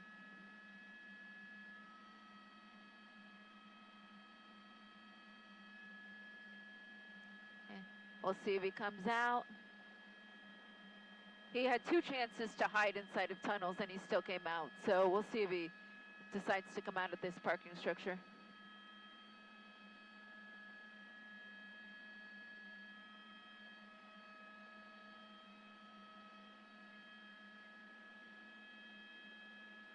And again, if you're just joining us, the California Highway Patrol was in pursuit of a fast-moving motorcycle. It was him and another buddy, actually, on a separate motorcycle. Might be coming out. Yep, there we go. Good eye, Jim. So my pilot, Jim, noticed that he was coming out, so he just came out. So this is actually the 3rd time that he's had an opportunity to hide and comes back out. So he had 2 tunnels that he went into, he came out. He went into that parking structure, he came out. So we are back on the move now. Gonna be going under the 110 freeway. Should see him come out the other side here. I'll widen out.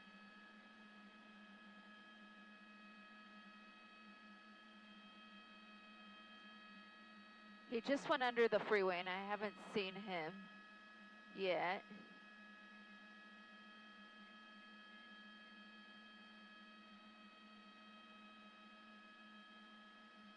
Think that might be him there. Yep, there he is. Is it? No, I think that's just a lookalike. We're on the right street, but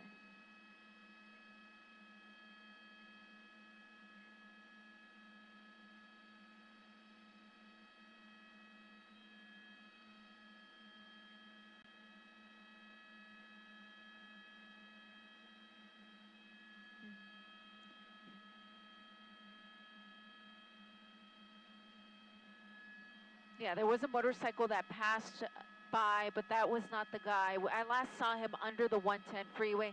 Didn't see him pop out the other side, but we're in the area of 1st and the 110 freeway.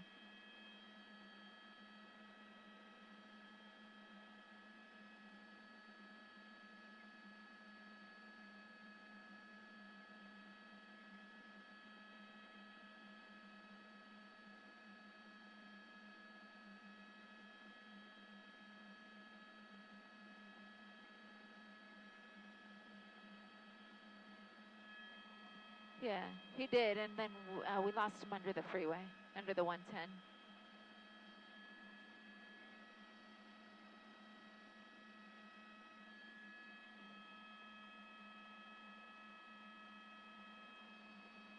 at 1st.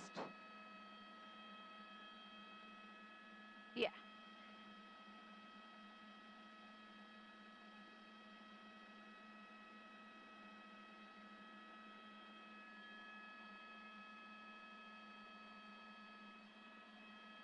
Yeah.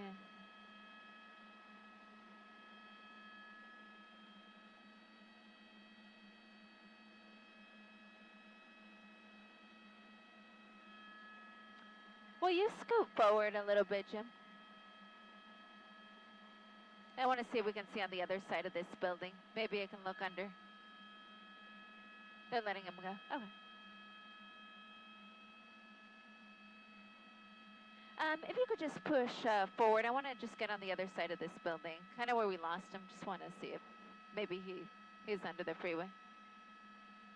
And for those of you who are still with us here, we last had the motorcycle under the 110 freeway at First Street. We are in communication with the police helicopter. He says at this point it sounds like everyone is going to be leaving this pursuit.